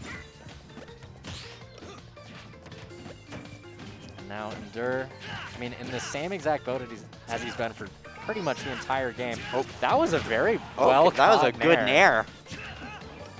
Exceptional. Oh wait, I can't say exceptional unless Yoshi gets a hit. Here, just hit one of those. No, just Hit one of them. Brian, listen to me. Just hit one. No, just throw an egg. I don't think he can hear you. Ah, damn it. I can try my best. And Bri, Bri actually Bri. giving Endure an opportunity with a predicted E-reverse of the tongue. Racking up damage. No way. Very No fast. way are you dead. Do not. He has spent his air dodge. He has spent so much. Finally, he gets Egglay, but I mean, the person has to panic incorrectly out of the Egglay for it to work. You see the out of shield nair, and Bri is just sitting in shield, and Endure has realized that he can actually wait on ledge pretty much as long as he'd like. Bri has not given him a reason to panic and jump off. Very similar to that first game that we saw. Ooh, nair. Nair out of shield. Off stage. yours- And nair Oh. just taken out again. Exactly. Your Ike safe options are not that safe against Yoshi's Nair out of shield. You really do need to space those around him. And Bri finally finishing his plate, getting the Ike off stage, and capitalizing with Nair. Bri is happy to be sitting in winner's side of top 8. That is a guaranteed 5th place. That's pretty good. And all it took Was Yoshi. was AIV upsetting the first seed of the tournament. I'm not saying that Bri was not going to beat Smirk if he played against Smirk right now. But statistically speaking, Bri was probably not going to beat Smirk if he played Smirk right now. That's fair. And if That's- anybody's mad at me for that, I don't care. Let's look at the rest of this bracket, because I immediately- believe we have moved on to either loser's side top 8 qualifiers, or we're actually just going to get to the semis. Or we might see the other side of winners quarters. Yes, they have held Hydra versus Yeeks. Oh. These two have fought plenty. Oh my lord! And Oh, we're- now this we're is just- I don't- gameplay. yeah. Yo, Minecraft Yo, Dungeons? Doom 3, let's Doom go. 3? Yo, wait, there was Castlevania. Oh, somebody was doing something with their controller. I don't even know. Disconnecting the Pro Controller? That would make sense. I would hope so. No, pairing a Pro Controller. Why did Mech do Kind you? of cringe. What the hell? Looking at the other. Wait, actually, did. Oh my god. Oh, you poor thing. Am I wrong? What? Where is it? What are we looking at? Oh, never mind. I misread, or I misheard what the Slaturation told me upon leaving the microphone earlier. Oh. He said something about Muffin Kid a while ago, and I thought he meant he got knocked into losers by Muffin Kid, but he got knocked into losers by Robert. Now he's playing Muffin Now that's Kid. more For of topic an quality. honorable loss. Yeah. I mean, Muffin Kid's not a dishonorable loss by any means. No. Muffin Kid is very, very good with his character, understands the Game & Watch flowchart down to a T. If you do not know the matchup against Game & Watch, Muffin Kid will Game & Watch you hard. It will not be fun. You will be attacked with the Yes. Keyblade. That said, I believe that side of losers, I would not be astonished from either direction. They Endure, They just believe- removed all of the taunt buttons in place of shield. Amazing. I've done that to Endure's tag. Who uses the D-pad for shield though? I've actually done that before. Have you? So when I've played Inkling, I had a while that my left trigger was being really stupid. Oh, that makes And sense. so I would use Shield B to charge Ink, and I would just use up on the D-pad to do that. That said, let's take a look at this bracket real quick. So winner's side of top 8, we've got Bri, who just beat Endure, versus Shu coming up. The other side of winners top 8 Enharmonium. is going to be the winner of this, Rydra and Yeeks, Versus- playing against Enharmonium. Both players absolutely thirsty for a run back against N. So first they have to actually qualify through one another. Now, neither of these players is particularly surprised to see the other at this stage in bracket. These two fight pretty damn often at these ESF. That said, and are both pretty damn good. precisely. The big problem if you're Yeeks is Rydra plays Wolf. Rydra is a Ridley He does. who sees your character, knows all of your typical game plan, typical flowchart. What are your out of shield options? What are any of your ways to approach me, ways to get out of disadvantage, ways to pursue me while I'm in disadvantage. And the damage is showing it so far. Rydra chased regularly into this corner. Has to deal with so many Ridley options. We've got Rydra pursuing these back airs. Holding. Immediately, I was about to say holding center stage, and oh, and right back. Yeah. Surprisingly safe options out of both of them. Like, just the spacing of Ridley's foot. You're dead. But that's gonna kill. Goodbye. Yeah. Now. Is that a messed up angle on the side B? Oh no, he's just dead. no, Yeah, he's just gone. Sitting at 130, Ridley has enough rage. Yeah, no, you're leaving the building. Goodbye. You're gone. I don't know if You have a one-way I don't think ticket. it was matchable. Oh my god, Rydra's out for blood. But actually getting punished for Nair, that is a move that a lot of Ridleys can use to just try to cover space, try to control you. But if you parry it, and you have a good out-of-shield option just directly in front of you, Yeeks capitalizes to end that stock. Able And to. the Oh, damage racking so far up is damage. going immaculate. 72 already on second stock. All right. Now, Good Rydra reps. actually catching that side B. Wow. And, Right I at mean, the this is end. exactly Ridley's, like, be-all, end-all, I am happy here. If I have you at ledge and I have some combination of F-tilt, F-smash, Ooh, dash dash attack, attack. the Ridley's happy. And even though it was looking like Yeeks was starting to gain some headway back at Rydra, Rydra looking like the favorite for this set. It's a very awkward Wolf Flash to actually get above ledge and reset that circumstance for Yeeks with just a little bit more damage. And, I mean, Rydra's trying to close things out right now. He's, Oh, wow. oh, that was so cheeky. And then hits the I up B love on just his keeping way that up. in your back pocket. And then he absolutely. hits the up B on the way Oh, up. am I again. actually in disadvantage right now? Let's see if you're respecting this. I will pierce you through the stage. Don't let a Ridley And the up smash get you into a check chase on his on a stadium platform. You will be up You smash. will be up smash. There's like a slightly sizable shot that you can time a get up that is not from a tech to mix up their timing. Does Ridley's so up that you have smash cover the entire platform? Yes, you have to invuln through it if That you is want to live. that is depressing. The first mistake is getting into the tech situation. It's like, if you played Metroid Dread, I have played Met. It's yeah. a good game. No, if Ridley's up smashing you on that platform, you are Samus getting caught by an Emmy. Yes, you can Yeah. time this perfectly and barely survive it. Your mistake was getting here in the first place. Yeeks breaking out the Sephiroth. I was mentioning this earlier when we saw Yeeks against Moose. I personally think that if Yeeks were to commit to a Sephiroth and try to be like the Sephiroth of the state, it would not only be very cool to watch and very interesting to witness out of him, but it would also be healthy for our metagame as a state. Because this character is just dope. We have. It's probably not good, but he's dope. There are very few. There's like so many popular characters that we just do not have. Exactly. Like we don't have a Steve. We don't have a Sephiroth. I mean, Smirk has a Sephiroth. I mean, I could just go through like Peach, Steve, Rob, Pikachu. We have a lot of underrepresented characters. We really don't have an established Roy. Like King and Moose don't play that character nearly enough for us to say that it's an established threat in the Yeah. state. And yet we have What? three Robins. Yeah. We got a lot of weird nonsense. 3 Robins. We got a Ridley for some reason. We've and got this a Ridley. is It just- refusing to die against the glassest glass cannon you could possibly imagine. And at this point, like, if Rydra gets a raw F smash right now, Sephiroth will leave. Sephiroth will just, like, let the door hit him on the way out. Oh my god. Like the baits out of Rydra trying to Not land anymore, all that in rage is Yeeks' gone. face with, jump again before your back air, try to see if you can get the Sephiroth to commit to an out-of-field option or a grab. But ultimately, I mean, Rydra's just going to get hit by a big sword, Oh, dash attack. and Yeeks is just going to get hit by some big jaws. Mm-hmm. Gotta be very, very careful with drop jump against Rydra's Ridley specifically. Not only because of that dash attack, but also, I mean, if you do get on the stage, there could be an F smash just waiting for you. There could be a down smash waiting for you. There could be any number of aerials. That was so Final awkward. hit of. That was weird. Final hit of Scintilla getting triggered by the recovery itself. No, it was Scintilla is the down B.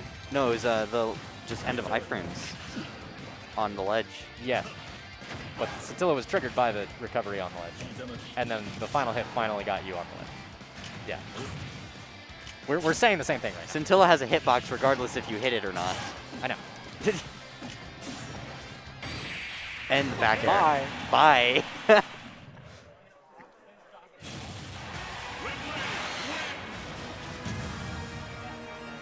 Raja getting that run back on N.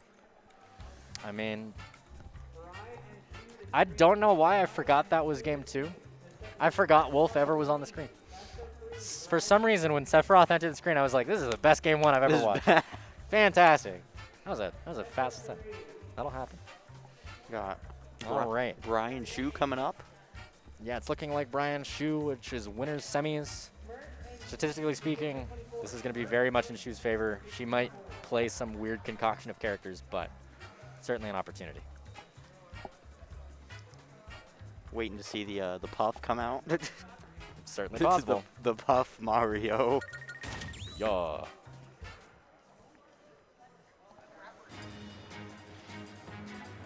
All right. Now, the loser of that, if you're Roger, you're actually very happy that you won that set because you are sending Eeks into Smirk, who's in loser's brackets. Ooh. So, I mean, if you're Eeks, sorry that your bracket just completely Got demolished flipped. you. You poor being. Not good to see. All right. And the Diddy Kong. So, just to update myself and for the folks at home, Robber has managed to gatekeep King out of top 8, entering top 8 on loser's side. Geeks and Smirk fight for top 8 on loser's side. And Duran Wolflink fight for top 8 Who on took loser's out Robber side. in winners? He was seeded to lose to N, and he did. Oh. 2-1. And now we are actually entering our top 8. First, we will see this Shu versus Bri set. And then we shall see our N versus Rydra. Now, both these characters with a very make you shield then punish you for it centric kind of game plan.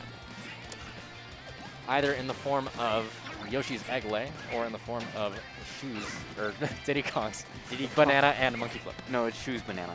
Yes. And now, I mean, this is bringing us back to some Smash 4 days. We had so much Yoshi versus Diddy in the Smash 4 times. This is the balanced breakfast, eggs and bananas, as they called it. Bri just egg-laid Shu Just out right of barrel. through the jetpack. I love that. Why is Shu Diddy? I don't know, but I love that. That is brilliant. I mean, Bri, you know, seeding-wise, absolutely not the favorite here. Given, you know, Smirk was first seed, that makes Bri would have theoretically been either 8th or 9th seed for them to be playing at the spot that they were. You know, for Bri to be in winners quarters, or this should be winners semis right now, it required the upset to occur. That said, Bri did not perform an upset. Oh, wow. And She is not going to Shu- ledge yeah. today. She is going for the explosion kill. yeah. If Shu And now keeps up she this is- kind of thing, And I now don't she know if wants Bri's going to have the opportunity for more upsets. Shu definitely looking for a Diddy combo right now. Just going to get egg laid. And the back air going to kill. All right, Bri keeping it nice and even, opting to chill on this platform. I like staying on a platform against Diddy because a lot of his options when he's holding Banana rely on you being on that same horizontal axis as he is. And, I mean, Bri sees the opening, catches a scare dodge, catches another one, but doesn't execute correctly. That could have, I don't think that was the stock, but oh my lord. Oh, and there he goes. That Shu said, not today. Bri was very consistently outplaying Shu for a good 10 seconds there. And then as soon as he reached the end of the rope, Shu just said, you're going to be here, I'm going to down air you, goodbye. And she's going for it again. And, oh yeah, no, Shu's Diddy loves either down airing you or naring you into down airing. And there look. it is. Yep, there it is. Shu plays Diddy like a ZFS. Shu does not go, I'm going to consistently outplay you in neutral. No. Shu goes, I'm going to push you into the corner, and then I'm going to get something really stupid to end your stock ridiculously early. I don't need an air flip kick. I've got these hands. Take the monkey fist to the face. Sent him straight to hell. And the And Jigglypuff is Shu- coming out. Huh? Jigglypuff is coming out. Shu getting a little. The Shu puff. I mean, the funny thing here. We do a little trolling. The funny thing here is that Shu is currently 4th seed at the tournament. So this was a seeded loss until the sequence of upsets happened. That's hilarious. Because if Shu were seeded 2nd or 3rd right now, she would not have nearly as easy of a time getting into winners finals, assuming Bri doesn't, you know, straighten up and act right. Oh, That's and a the dead. pound I don't know if shield that's break. dead because like you have to actually confirm somebody into. Okay. Okay. No, prove me wrong. More. Shu. Just Do it. Keep Just do it hitting again. him. Keep doing it. Nope, Bri just gonna even up the percentage. Good news is if you get shield broken by a puff at 28 and you're really heavy like Yoshi, not really, really heavy, but like heavy enough, you're not going to be just rested and dead. Yeah, especially at 28, you're not Yeah, dying. I'm astonished the damage is as even as it is because by all means, that means Bri is in the lead right now. Just forward air. I don't think that Shu is going to finish for plates with this character. I don't think so. I'm wondering how many losses Shu is willing to take before actually pulling out ZSS. And acknowledging that Losers is a little bit of a Shark Tank right now, and you don't want to be there.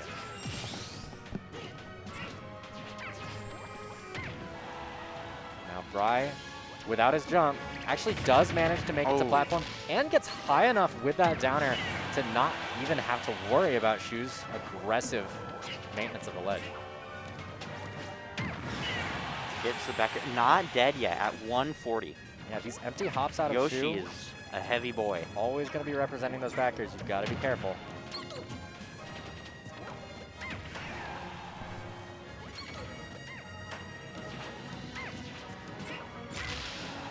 Ultimately, Bri trying to get in, trying to get. Oh, and the back air. Bri was out for blood there. Bri He went, was. I am in the He lead. I'm was. going to try to do something very, very, risky, but I mean, I'm wagering a stock that's already almost gone in favor of, oops, I killed you.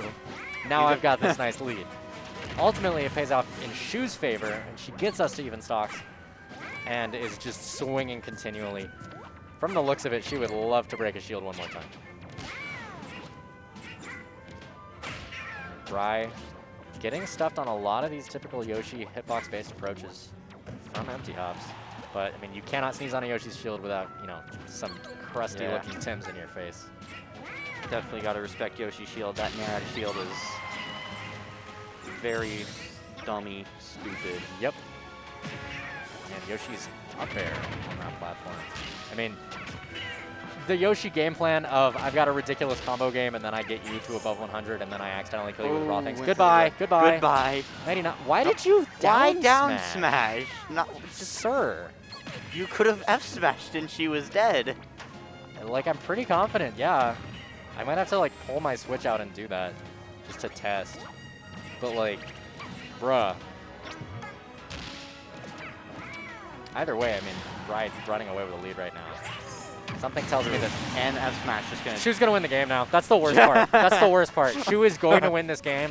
Like, call it commentator's curse as much as you want.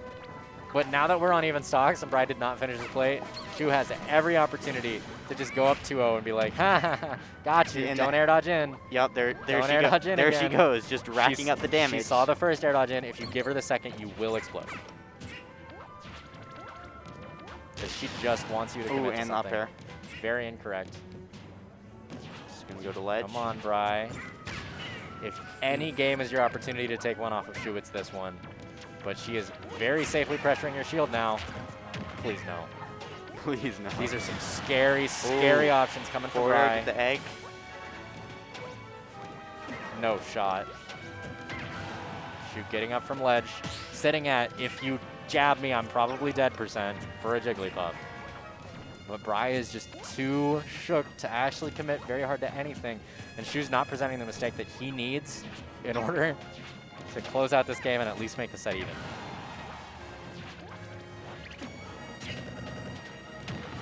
Back air out of shield. I mean, Bri really not Bri. able to hold center And stage the- at all. and there's the caught back out air. at disadvantage. F smash, F smash. You should have F smashed. bro. That was You just should, Bri, you that- should have F smashed. yes. That's all I can really say. Like, F smashed Like, and she was dead. it started to unravel, but that was the key opportunity that you lost. Why would you down? Like, what's the? Why did? I just want to know the logic. Was it like? Was that best of 3? Was that best? Of, Was that best of 3? Ah. I guess that makes sense. It's not a monthly. that's true. So anyways. That's fair. It's for time reasons. Also, yeah, we started nice and late. It's like 9 something. Who knows? It's worth it. Okay, the other side of winners is going to be N versus. I'm still trying to comprehend why Bri did down smash.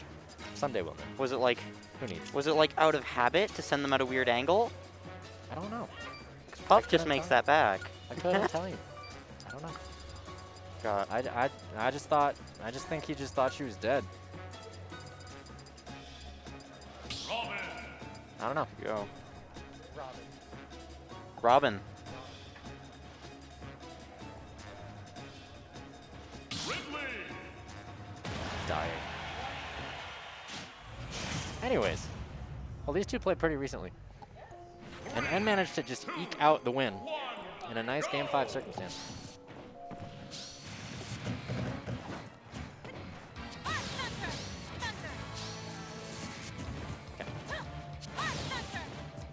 I'm actually surprised these two are starting on Battlefield, but I mean, I guess here we are. And No Gentleman's PS2. yeah, I guess. But I also don't think they banned. I don't even know. I think they just kind of shouted at each other and they were like, sure, why not? They're going to be here a while. We don't want to be here till midnight. All right.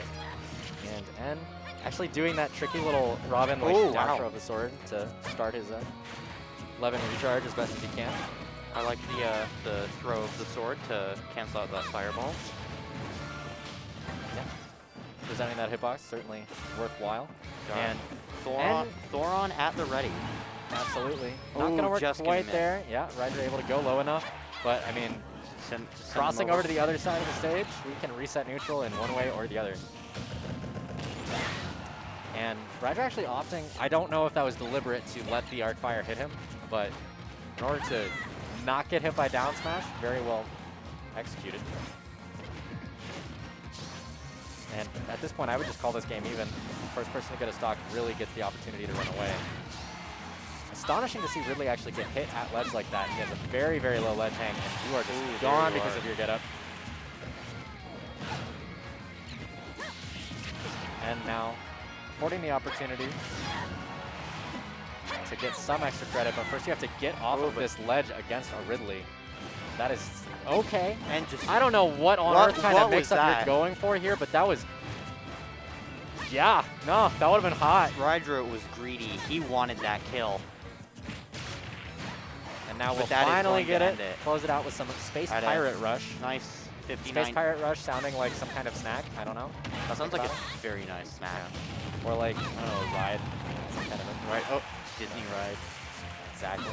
It's gonna be a ride at. At 18, the- struggling to get off this ledge. Both of these characters Oh, just and famously back air. get so much mileage off of either getting somebody into the corner and not letting them out, or getting somebody in the corner and finally letting them out right into your loving clutches, getting that F smash run. And There you are. Rydra actually getting hit by Arc's Fire, gonna even with throw the that book. low Ridley ledge hang. And has the book. Even more at the damage ready. for Ridley to just taking so much. Finally, Rydra has access to his first significant advantage state. Trying to use some tricky movement to get gonna out spot of his dodge the corner. Nosferatu. Nice tag. And the tech out of And the that- missed tech how- from How Rydra. on? That just didn't look like a tech situation. That didn't. No. You saw that, right? Like he lingered against the stage for a split second. And then he And then he got a collided. perfectly vertical missed tech, hitting it on the underside of the stage. It wasn't even at a slant. ultimate. That was, ugh. Ultimate. Okay. I mean, if you're on your like, I feel like that's why untaunted. He's just like, really? I mean, Okay. That was the most awkward tech timing I've I mean, seen. there's only 3 words you can say to respond to that. We take those. Sure, yeah. We take those. Stop battle Ridley. Oh. Honestly, I respect Roger so much for sticking to this character in so many matchups. I feel like he would like be better off playing like his day, who knows what, Rob, Rob. sometimes. 2, 1. Just like, it's Rob and Ridley. Oh my lord. This is. What do you do in This is disadvantage? only a matchup you will What do see. you do in Colorado. neutral? What do you do in disadvantage? And like, yes, your advantage state is good, but it's not as good as theirs is back at you. And now on Kalos Pokemon League. This is only a matchup you will see in Colorado. I think you're right. This you I- will not. yeah. You won't see a PR Robin and a PR Ridley That's anywhere very else. fair. That is very fair. Why is Colorado full of such weird characters lately? Because we are a We, weird. we state. used to make sense. We No, used to have a we PR that was like ditties and snakes and zero suits Lucina. and Lucinas. Like, we, had a Lucina. good. We did not have a Lucina. Smash 4 had one. Who? I was here 100. for Smash 4. He was in Olimar the whole time. When did he pick up Lucina? This game. I swear I saw him on a like the it was like the last assure you Smash he was 4 in video. Olimar. But anyways, now we have Robins and Ridleys and I wasn't here. Ken. I wasn't here for Smash 4. I started in 2019. Sweet mother of God. At least, like, Acid King Robber C-Stick makes sense. That's a good thing. But these two players are just like carrying these absurd characters. Catching raw back airs from your ledge to even things back up. Also, can we talk about how music is just so chipper? I'm dying. I'm dying. This is a legendary fight between a mage and a space genocider. And we're listening to, I don't even know what route this is. Route 1. I think this is Route 1 from Red and Blue. And finally able to get some significant headway on this stock. Ryder's been holding fast very well on the second stock for a while now. Oh, now the music's What? picking up. Just because it's faster tempo doesn't mean it's any less jubilant. There's Ryder more opting to land, actually rolling Throw the into book. position to be hit by Arc Fire. Rydra catching the book. Please tell me. Okay. That might have just been Kalos saving Rydra, but Robin dash attack just does things to people that it should not be allowed to do. How is And Rydra still alive? Taking right center here? stage just a little bit more. There we And go. Roll in dash attack your dash grab. Good work, Robin. We're proud of you. And now this is Zen's opportunity to really spiral out of control if Rydra is not very careful. Just gonna free Thor on charge. Yeah, just get a little bit, why not? And 11 Sword is about to leave the building. We'll see what kind of plot armor N has in mind. Oh my god. Oh, No, he he did going that very Thor on? deliberately. oh, he wanted the Elwyn spike. He wants it so bad. You can tell. You can absolutely tell. Okay, now he does not have access to Elwyn, so he's got to be a little bit more patient. Oh my god! And- Never mind. Throw patience Never out the mind. window. Spot Never dodge mind. war. Spot dodge fight. The Ridley probably wins those. Who But, has I mean, you've gotten him up to 92. spot dodge fight? Who has the better I- frame data? Yeah. That's not even frame data. That's just like rock, paper, scissors. It really is.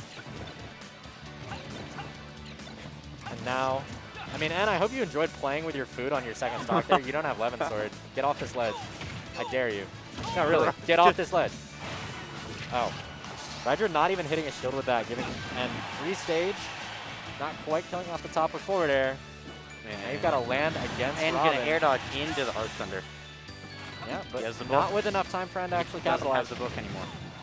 A stray Ridley hit can absolutely end this game. And Very good tech by N. That's actually very similar to a stock that we saw in their set this past Saturday, where, you know, Ridley commits off stage to trying to pursue N, creates a tech situation, and now- successfully techs and has 2 downward projectiles from Elwind to delete the Ridley from this space and time. bringing up the N Rydra set from last week, it reminded me of they were playing and had literally sent Rydra off stage and from across the stage threw Levin's sword and killed Rydra. Yep. No, N does some very absurd things with the aspects of Robin's kit that a lot of people consider to be kind of an afterthought. That's what I love about it. Like, turning every possible Like using nugget of optimality out of this character that you possibly can. yeah. Like using what you thought would literally just be completely useless and killing. Now moving on to Shu winners finals, And- Shu versus N. Shu and Inarmanaya. and E-Harmony. Narmanaya. Enema. Amputated. There's so many ways you can mispronounce Enharmonia. I love it. I'm mispronouncing it by saying it the way I just said it. That's the I'm best trying part. to think of the I believe It's supposed to be like Enharmonia, not Enharmonia. I'm pretty sure the I. At this point, I I've think the asked I- him, and he just always says, it's close enough. I think the I has an accent on it. Is Shu playing Ken? Yes, it does. It has an acute accent. The Shu Wario? The Shu Wario? Shu Wario? Shu can win this with ZSS. And if Shu Shu wins can. this with ZSS, There. Okay, now Then- she plays ZSS. yeah, then that gives you every chance for N to gatekeep whoever would otherwise beat you from the other side. Like, Shu, right now, is so absurdly happy to have dodged both Smirk and Ryadra on her way to winner. This is. Yeah. N, I think, consistency-wise, these two are a lot closer. They're like Shu and N are like actively forming a plan. Who's gonna throw and gatekeep losers? I don't think anybody's going to throw. I think, you know, secure yourself second place and hope the other person gatekeeps in a way that gives you first. Gatekeeps for you. Because whoever of these players winds up in Grands, they would much rather fight the other than they would rather fight the two people who are already losers. If you're N, I think you are happy if Ryadra gets you, which is very much a possibility with Smirk and Rydra's history. If you're Shu, I don't think you're happy to see either Ryadra or Smirk. But this should also be... Boy, I sure hope this is best of 5. Okay, good. It is. This will sure be a very. I'm throwing for content, I'm sorry. But anyways, yes, this is best of 5. So this will be a swift 5-game timeout. Fully joking. But I'm very curious how these two will play against one another. Because we see practically a different thing between these two every single time they interact. Now, I mean, N with significant damage leads so far, but Shu, kind of a cheese lord. Oh. Kind of a cheeky little. Oh, Oh my god, wow. the plot armor, but actually opting for back air rather than up air, Get the book into the nair. and that will Landing be up air gonna parry that. surprisingly no And damaging punish coming off in of with the the parry, forward and air. then just Shu taking is these not scramble ready for that situations. forward air. Yeah, the movement out of these two very regularly just results in oops, Levin sword, gotcha. Now, Shu trying to cover and getting back from this ledge. I like the patience out of him, but still rolls into a side B. And I have said this 1,000 times, and I will continue to say it. We have come to expect so much aggression out of N in the corner because, I mean, when you're playing Robin, you absolutely have the opportunity to do that. But if you catch the zero suit forward air right in your face, right off stage, that will be a swift end and a Yeah. swift evening of the stocks. Oh, You're fine. Everything's fine. too low. A little too early. Little too low percent. Able to make it Just back. a little bit. I mean, The arc. N's Arc very Thunder happy to have into the survived back it air. and capitalizes on it. I Only feel like had a- every time Shu does something like, you know, that hit into the spike, just a lot of endorphins just leave her body immediately. And if the person didn't die, it promptly creates a problem. That said, That said, Shu that was an just, immaculate edge guard. that said, Shu just did 3 flip kicks, and it took until the 3rd one to kill. And now, I mean, these two perfectly even on their first game, on their last stock, on what they consider to be the most neutral stage for this matchup, Town and City. And the patience out of N. Seeming to stop right now, taking these opportunities, and tries to catch Shu on potentially a roll-in or an air dodge in. And the down She smash. died? She She just like barely grazed that side blast out and just said, well, I'm head out. was like a single pixel crossed it.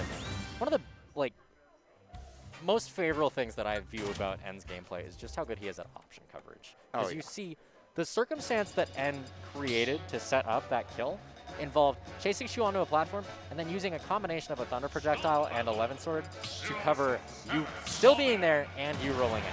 You know, even though the aerial following didn't hit Shu, it didn't matter. She was way over there and you still had the ability to take this platform for yourself, use that vantage point to just put Shu right into the blast zone, close out your game 1, and hope that she can gatekeep whoever does make it to losers finals from the losers bracket side. But in exactly the opposite direction. We see Shu will very regularly try to cover the most greedy option that she possibly can, and eventually it works, and eventually you die ridiculously early. That said, N plays the character that has this opportunity for option coverage in the form of not only the swords and the spells, but also the discards. Shu manages to make N air dodge, but does not capitalize on top of it. Ooh, not gonna N hit doesn't second connect the arc second fire. arc fire for the ladder, But the up smash is once gonna again catch option down air. coverage. Oh, this didn't connect. You still have to land. Yep. Throws out an arc fire, creates some space.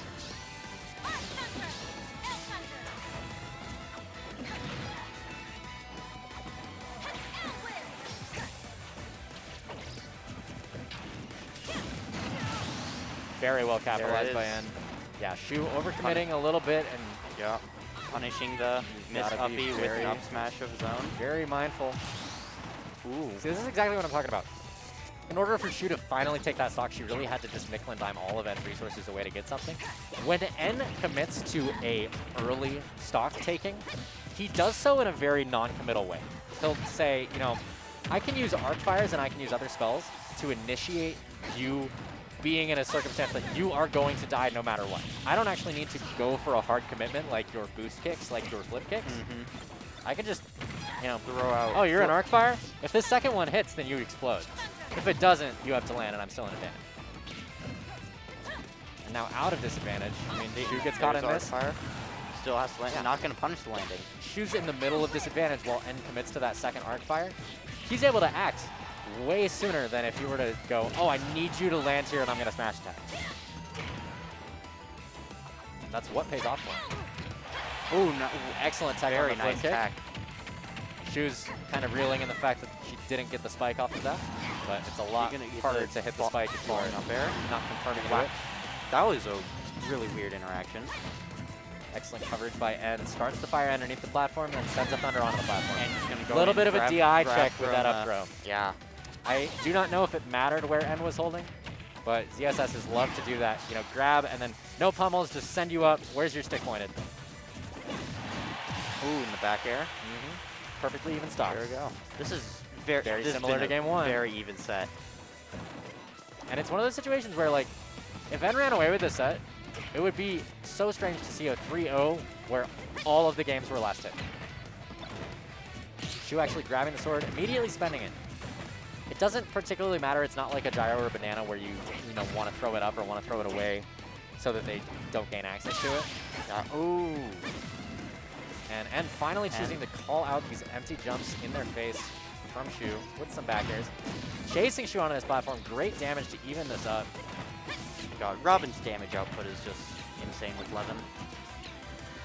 Just Shu gonna get rid of the sword immediately. Kind of surprised that Shu opted to throw it away the way that she did. Like, I'm surprised she doesn't do any like Z-drop aerials with it, ever. Because that's how you do like do. ridiculous option coverage into a 0-2 thing that's going to confirm you. And once again, ends aggression out of the corner, paying off for him. Takes center stage, tracking. uses book to force Shu in the corner. She bursts back with a grab. Safer options on shield than anticipated. F-tilt puts N in the corner. Ooh, back air. Back air is kills enough. N while he's there. Very well Missed done by arc Shu fire. to even up. Shu just gonna Our winner's final. quickly jump over the arc fire, get the nice back air. Why'd you say that? Why'd you say nice back air? We were doing so well. We were doing so well. I will say it again this game. Very disappointed. Solely to piss you off. I'm very disappointed. I'm gonna just message like Tweet and Steak Box real quick. Don't worry about it. We didn't stake. Yeah, don't worry about it. Just don't ever let Echo commentate again. Yeah. Nice back air. You heard it here first, folks. All right, so we're on Smashville.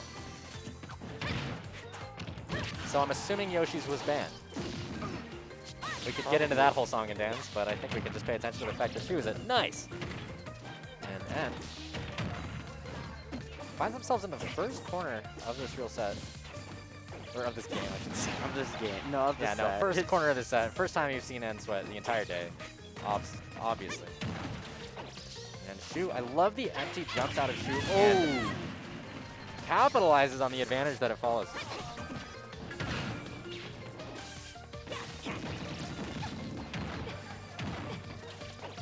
Yeah, I mean, at this point, if you're N, you really have to struggle to close out this stock.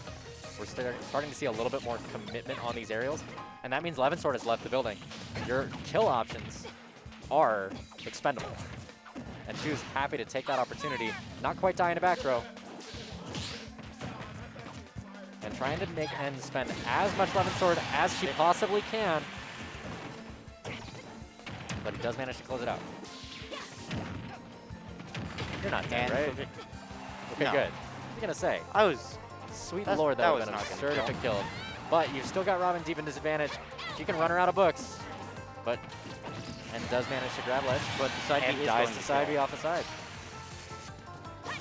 And Shu now lapping in percents. Significant adaptation coming out. Much better patience, much better capitalization and execution on the opportunities that Shu has been getting.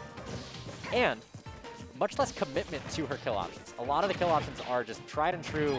I'm going to sumo wrestle you into the corner and keep whacking you. Please, okay. We're not quite at a percent that Nair flip kick is a concern. But, I mean, Shu sees how greedy N can be, deep in disadvantage off the stage, just going, oh, I'll take this opportunity to charge my books. And Shu can present so much pressure by chasing off stage. This is looking geared up to be a 2-stock with down air, potentially. And Or you can nope, flip kick okay. right there. Or you can do that. That Yeah. also works. I mean, I think there is a universe there, like 40% of the time Shu can successfully down air to close it out, but I respect that she doesn't commit to the option too hard and just hemorrhage a stock at 41% and give N really the door opening to get that third game. But now, Shu has counterpick advantage for the rest of the set, and N has taken us to a good old-fashioned Lilac cruise. If anybody's motion sick in the chat, I encourage you to vomit. I'm going to as well. Lilac cruise. Simply, Just a good stage that's still on our stage list for reasons that are wrong. no one will ever know why it is on. Because they refuse to put Northern Cave on it. Or Hollow Bash. Yikes. Oh, I think both of those stages have actual motion sickness. I would rather Hollow Bastion or Northern Cave than Lilac, though. Yeah, but you don't have, like, actual This is epilepsy. I Oh, assume. What the hell? What is... Whoa! Shu, chill! She just committed to that. Okay, yeah, sure. I did not think. From downtown. And we were talking about motion sickness. Amazing. Very fun. So anyways, I mean, N not quite able to kill the gentleman quite yet. Shu being chased out of this corner. And we're at a point right now that Arc Thunder is just going to send you far too far away very Yeah, quickly. You're not really going to get a follow-up on it. But I think N might want to hit a kill move There soon. it, there it is, 11 Yes. up there. If the first Levensword doesn't hit, the 7th definitely will. And immediately going for the Nair flip pick. And it works. It did? Yeah. And if you're N, I mean, you've told me before, you'll tell me again. If I'm getting hit by Nair flip kick, I have started to become predictable. I need to wake something up. I need to adapt something. I need to change now. Because, I mean, as we've seen just from the previous game and from the start of this one, Shu has fully entered the driver's seat and is prepared for every bag of tricks you could possibly imagine coming out of it.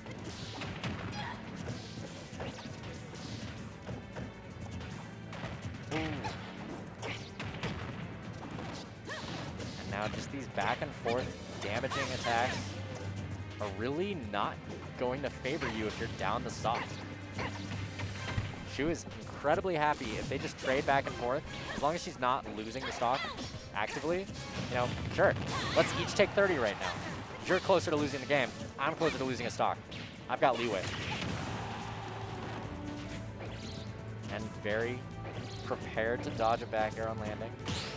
And bringing out a lot of defensive options. And well-placed ones at that. Good aggression out of the corner there, but still not able to close out this stock. Ooh. This is the bogus dash attack off. Shu off. Very scary. And Shu, there it is. See, There's what there I thought it is. we would There see it is. last game. She wanted Shu the committed clip. to it right now. She wanted the clip. Yeah. I mean, it's not even that. Like, I have a stock at 160. That, yeah. Can I trade it for like a 30% chance of killing you? Yep, and then Sure. just gonna run up. Because with I've the got back air. another stock. And I'll kill you and I'll be at 11. Very well done by Shu, closing things out. Taking 3-1. winners finals, putting herself into winner's side of Grands. Who we got? We got Rydra and no, not. Who we got coming up? I assume it's Rydra Smirk on semis. Rydra Smirk. Let's see. Well, I'm looking at standings right now. From the looks of it, Wolflink was knocked out of semis. No, Wolflink was knocked out of losers, person being out at 7th by Muffin Kid. He actually got double eliminated by Muffin Kid. Robber was on Smirk's Warpath. Oh, nothing. I just heard my tag mentioned like 3 times. That's correct. Yes. I'm just going through standings. Let's see here. Muffin Kid ultimately got knocked out by Rydra in losers quarterfinal. Bry, who was knocked there by Shu after, we saw Bry's entire path through this bracket. Bry got to play against Smirk, which would have otherwise been winners quarterfinals had Smirk not been upset. But the two still met. Smirk still won. I stand by my earlier statements. And that puts Rydra and Smirk currently sitting in guaranteed 4th place, having to fight one another to see who has the opportunity to fight N. Who knows? Why do people keep going to this home menu right now? To disconnect someone. Is it N's Pro Controller? N does not have a Pro Controller. Whose Pro Controller was connected? I don't know. It's fine. Is it Rydra's? It's fine. It might just be Rydra connecting his janky controller, because I think he's said something in the past about switching off a Pro Controller for like a wired kind of situation. Please do. Huh. I've only just noticed that every time I speak loud enough, there's a little green light. That's gonna drive me nuts. Yep. Yep. Fantastic. Good. comment. It's going to be there in the corner of your eye the entire time. Okay. So, Rydra versus Smirk. This is an interesting one because Smirk has a pretty rough history against Rydra compared to literally everybody else in the PR. This matchup, and I know it's weird for me to say that Ridley has a good matchup. Ridley has a good matchup against Shotos, just because Ridley's advantage is that much more terrifying. For Bry. Who's doing for Bry? Oh my god. Who's it for? I don't even know. My ear is killing me. Ugh. These headphones are too Oh, tiny. it's just because I have a piercing. Yeah. Still, the headphones are tiny. Nonetheless. Yeah, no, if you are a Ken or a Ryu at that, and you're in disadvantage against Ridley, Plasma Breath is a problem. And then if you do manage to get to ledge, you have to avoid all of his other nonsense. Like, the entirety of Rydra's advantage state is just a creative freedom kind of moment. You better guess exactly right on which direction is going to be safer for you, or else I am going to delete you from existence. Starting on Smashville. The ceiling, I think, on this is going to favor Rydra just a little bit. I don't think it's going to matter a whole lot. The smallness of this stage, I cannot tell who it favors more, actually. Smashville has small ceiling or small walls? Close walls, slightly higher ceiling than Stadium, but not as high as Town. Gotcha.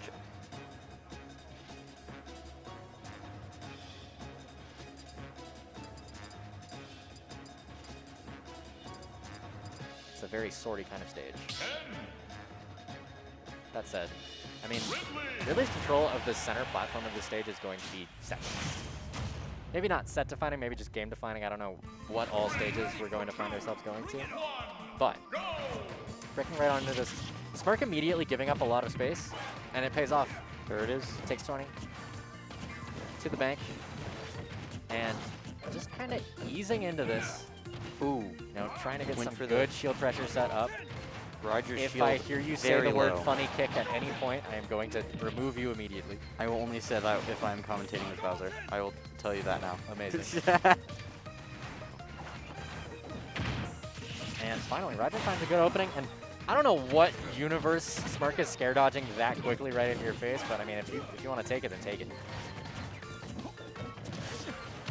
And Smirk, these approaches with aerials are actually going to be stuffed out so far. However, Rydra overcommits, puts himself at ledge, has to get up, and very good use of up air to reversal.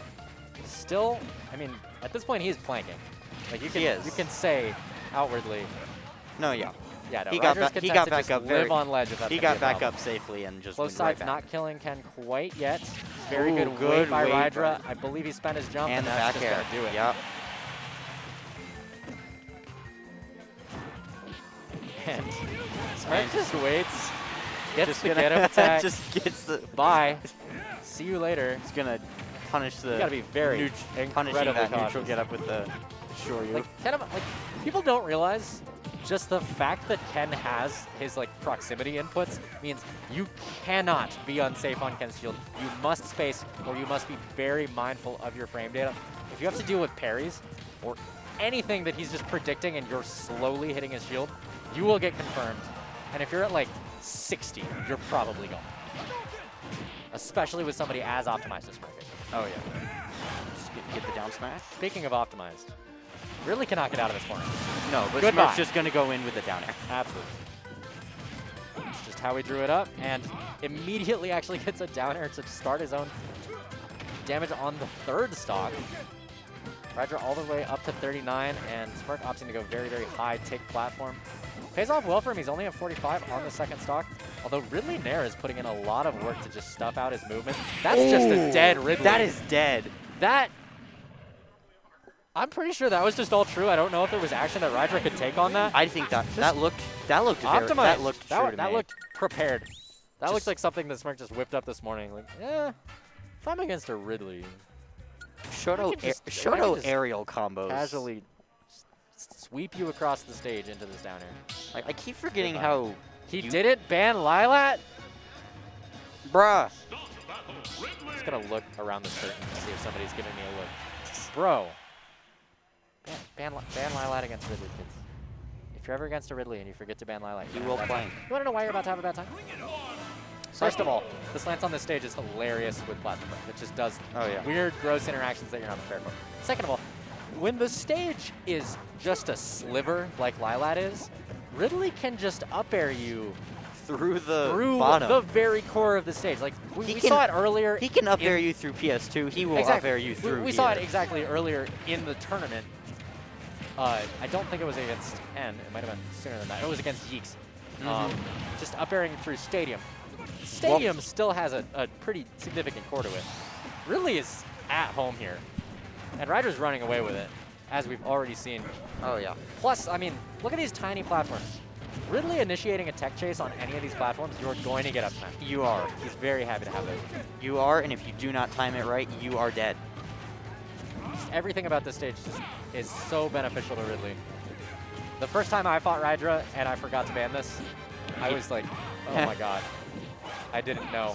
Forgive me. Oh, wow. That said, I mean, Smirk, I keep forgetting how he doesn't really you care what stages he's on for that particular. For you know, that- set you up air you to a platform, get my Shoryu. walk And away then with it. Rydra will Yeah. take you off stage and back air you into Oh, the yeah, blast zone precisely. twice.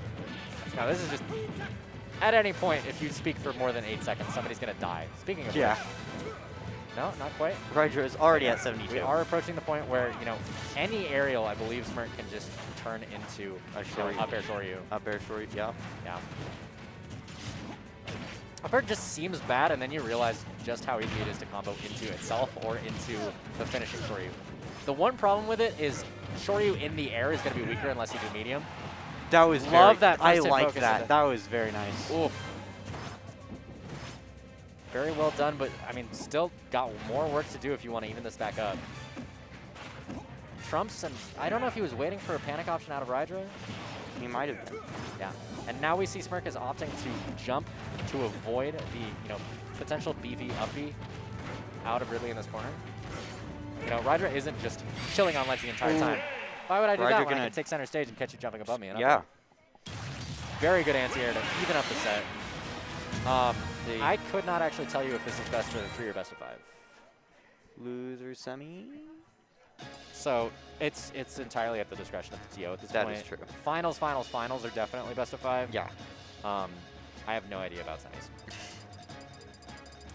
The kind of rule of thumb when you're determining whether or not a set is going to be best of 5 that I like to use is if somebody is in a winner's set and they play a best of 5 set, then the rest of their tournament should be best of 5. Yeah. So winners semifinals was best of 3, which means losers quarters, the set that both of these players just won to get here, was best of 3. Losers finals is going to be best of 5 because winners finals was best of 5. Semis, it's literally up to the discretion of the team. They can just be like, I don't know, you're top 4, cool. Did you want it? Sure. Did you play best of 5 in the last set? They did not. But they both had to win a loser's set to get here. That's the crucial aspect of it. I imagine, just given the various I don't want to stay here until midnights I've heard, that this is probably still best of 3. And that is terrifying if you're either of these players. Because these two will very consistently go game 5 last hit. And we see the evenness of this game so far.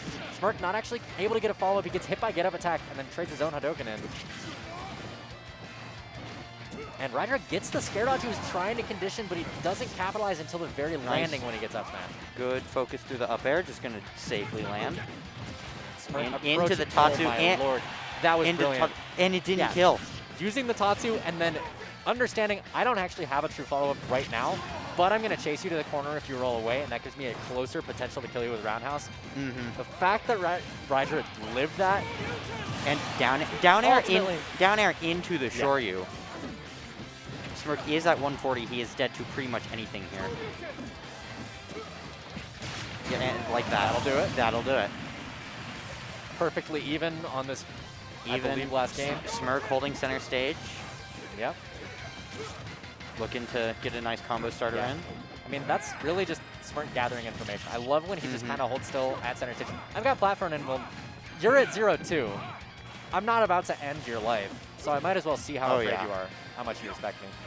Rydra potentially misinputting, potentially trying to do something SDI relating and getting a B. I don't really know the reasoning for that side B away.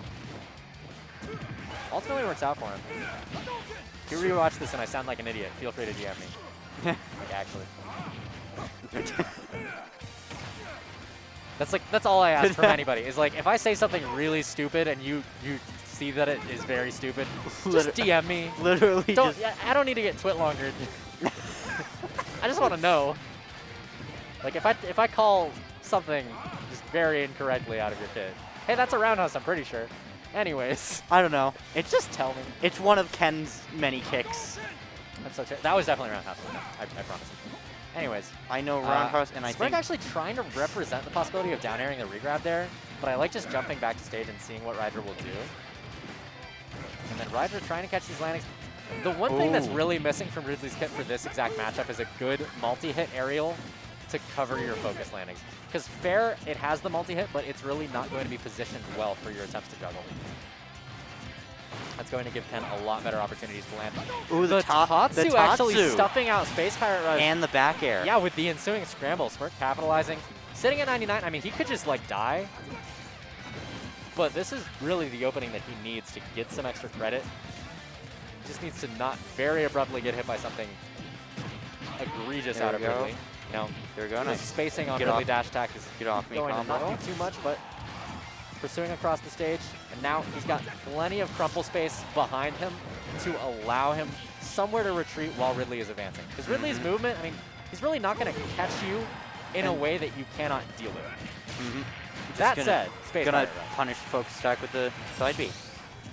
That move on Wi-Fi, oh my lord. When you take reactability away from Ridley side B, it becomes that much more just Oh yeah. completely, I don't want to say unanswerable, but just It'll kill. ridiculous It'll kill option. kill earlier. It's not that it will kill earlier, it's that it will kill in circumstances that it wouldn't have landed offline because somebody can react to it. Oh yeah. It's just quick. Oh, Smirk trying to start a combo.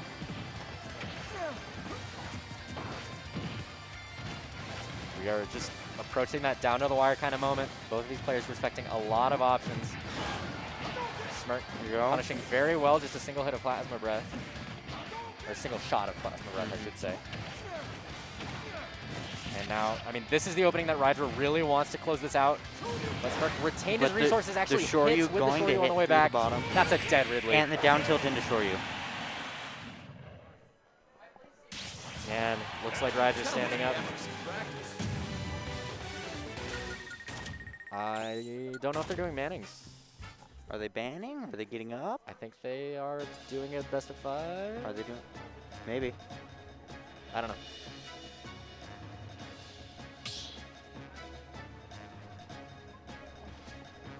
Yeah, looks like it's actually a best of 5. There we go. I mean, I'm very glad to see that, and I'm sure Ryder is as well.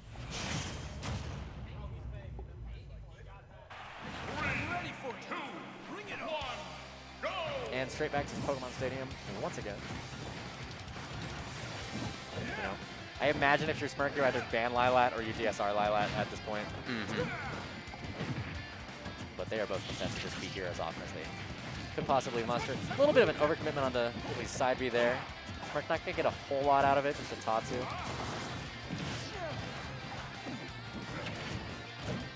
And I love that move, and actually very canceling the nice. back throw with Tatsu to get further into center stage when Rydra thought that he had the opportunity to drop shield. That's one of the biggest things against Smirk that I think everybody needs to learn, is he has so much control over when his shield pressure ends. A lot of characters, their typical shield pressure, like, it has an end of its rope. You know, Zero Suit, nair on your shield into, you know, jab, and it's not going to always be as safe as you'd like it to, because somebody who just shields the entire thing, they can then punish you for jabbing. Yeah. Smirk, on the other hand, You can cancel. canceling aerials, You can cancel aerials. canceling command inputs, my lord. Like canceling back air into existence and Tatsu. also, like, And unrelated, they're but like down canceling the down smash charge. Oh my god. Yeah. This character just is very good at misrepresenting how punishable he is. And that is just the scrub checker, if anything. There That's we go. it. Catching the air I mean, dodge with the back Rydra- air. And this whole time we've been just Smirk- like lauding Smirk- Ken. Yeah. Rydra has run away out, with this game. Smirk out of a jump. Rydra up 3 stocks to 1. Tatsu Tatsu ledge trump. as a ledge trump. He's actually been tweeting about that recently. Like it's a very menacing option. Forward air, not going to kill. I would hope not, quite. And the chase down, not actually getting it. Ooh, went for the back air. Yeah. Smirk, not often that you'll see Smirk struggle to take a stock as he is right now. But that gives Rydra the opening that he needs. And pursuing, and they're a little bit too hard for his down tilt. The Here we whip go. of that, giving Smirk exactly the opportunity. Here we go, the nair into to the Shoryu. remove the first stock and try to make some headway on the second. But with this much of a deficit, you kind of GG go next at some point. Obviously, Smirk of all people has the capacity to just completely whittle away at a stock very rapidly and close it out very early. But Rydra with you at 120, it is not going to take a whole lot to force our game 5 yeah. out. All right, turning into roundhouse. And we've got some projectiles. Throwing out How some do you like Hadokens. it? How do you like fireballs in your face? There we go. This is the Tatsu ledge trump going for it again. Yep, this time Rydra Oh, actually taking. oh. And there. Excellent. Very and the nice. turnaround of it as well. Very nice. You know, I think that was just a dead really no matter what, but just incorporating a little bit of ambiguity on which direction you're supposed to DI really seals the deal. And I mean, See, Smirk just this is absolutely not over until able the fat to- dragon screams. Really is able to come in, struggling get to these. win any neutral here. Just a lot of empty jumping. Finally takes a Smirk real out of a jump. opportunity to Rydra's chase one in gonna. the corner.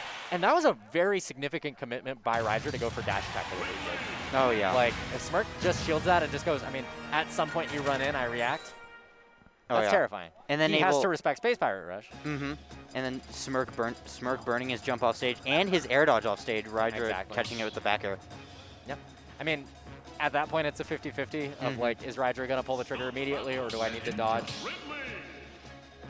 And that'll force our game 5. That said, I mean, Smirk was not down and out in that game. He got to a significant No, yeah. deficit, He brought it almost, back to, he almost had the reverse know, 3. yeah, obviously not even. No, Like, yeah. I think Rydra was only at 40s or 50s when he ultimately closed it out.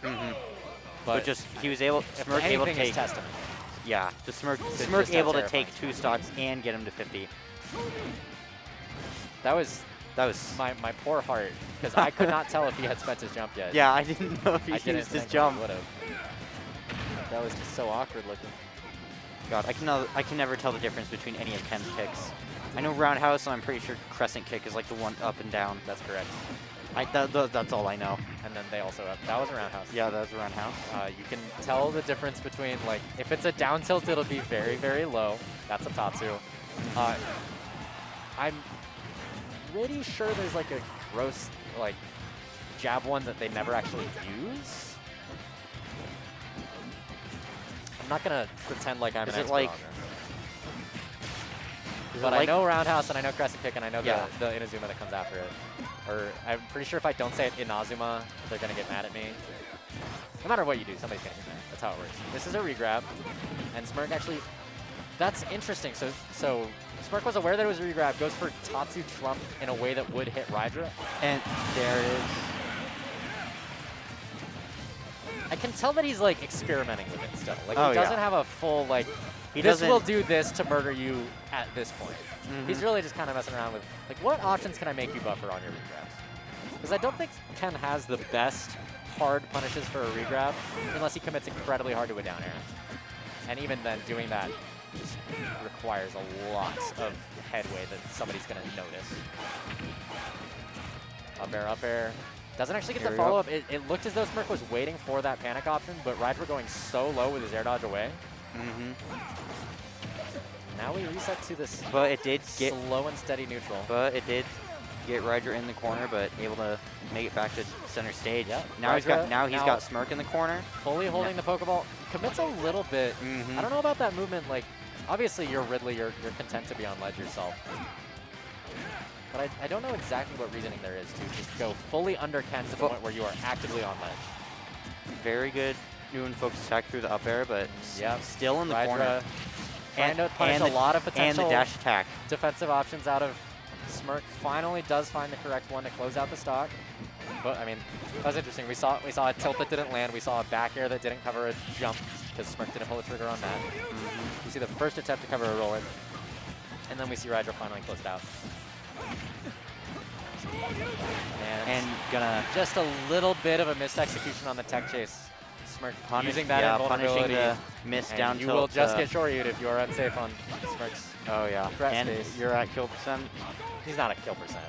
No, Ridley's chubby. Kill percent, like if you're at kill percent for the Shoryu. Yes, absolutely.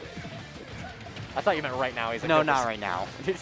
Not right That now. said, hitting 81. Ridley's a big boy. I mean, if Smirk can initiate something, you know, take you across the stage into a down air, firm you into a shoryu, firm you into a roundhouse in the corner, that's got to be a dead Ridley. Actually, I don't know if it was just percentage based. I think it seemed as though he just opted for more damage. Oh yeah, I think he did want That's- to get. No, yeah, he Actually, forcing Rydra out I of definitely shield think into he was going for roundhouse. the more percentage, Nice. just to confirm the kill instead Alright. of taking a risk on the. And Smirk advancing DI. to losers finals of ESF 69 while at 69% himself. 69 coming after 70 and 71, as how numbers work. I respect Stakes' commitment to this That is- bit that- so much. The commitment to the bit. That's just brilliant. Anyways, why do I have a message? Why do you have a message? Why do I have a message? Why do you have a message? Ah. Ah, Being sent a it's- wholesome meme by my significant other.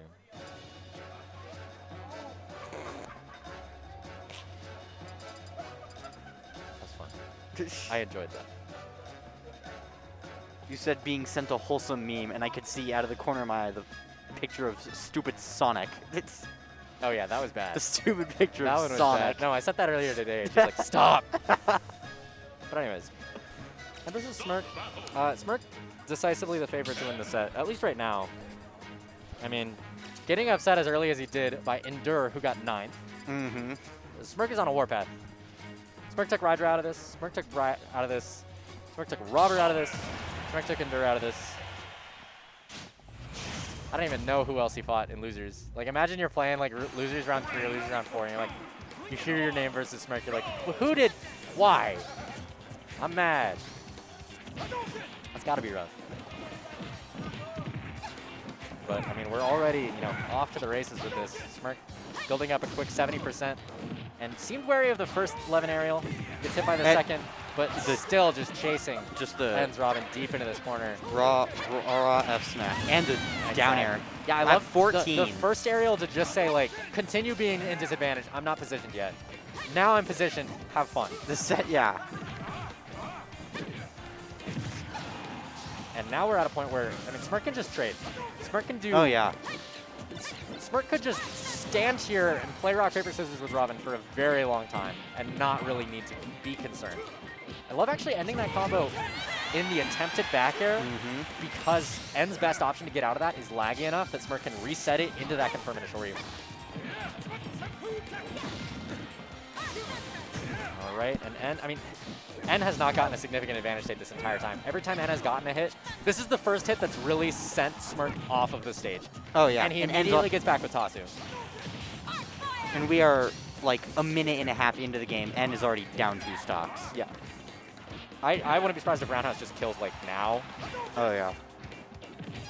And he can go as deep as he would like to try to murder this poor mage lady.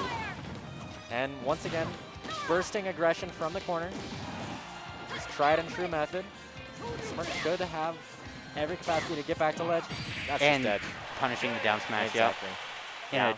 That was a fast game 1. Exactly. And just a little bit late on the down smash, allowing Smirk to get into position for that to kill.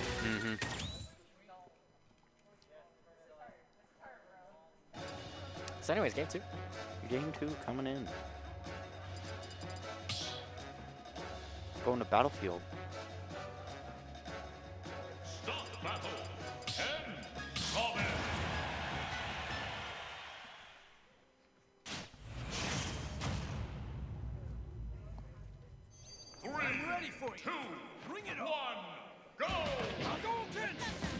All right, breaking right on into this. And N has opted to take the corner and zone. And once Smirk actually presented some aggression, it immediately follows into Dark Thunder on the shield for a grab. I mean, N's got the first damage lead of the entire set. Smirk really just kind of made a day of it for that first game. And once again, we see that Tatsu trump coming out. This time, N just opts to buffer a roll. Yeah, I think the Tatsu ledge trump is something you'd want to do if they do a re-grab, because then you actually get some damage off of it. I would more think just like, it's good for people who aren't aware that you're going to trump. It's very similar to, you know, how Inkling or Palutena would use it. Ooh. Oh my god, that Nosferatu just didn't do anything, and Smirk gets a free 70 for it. And a down air. Okay. N is game wow. 3? Game 3? Game 3? Game 3? Are we game 3? Are we going game 3?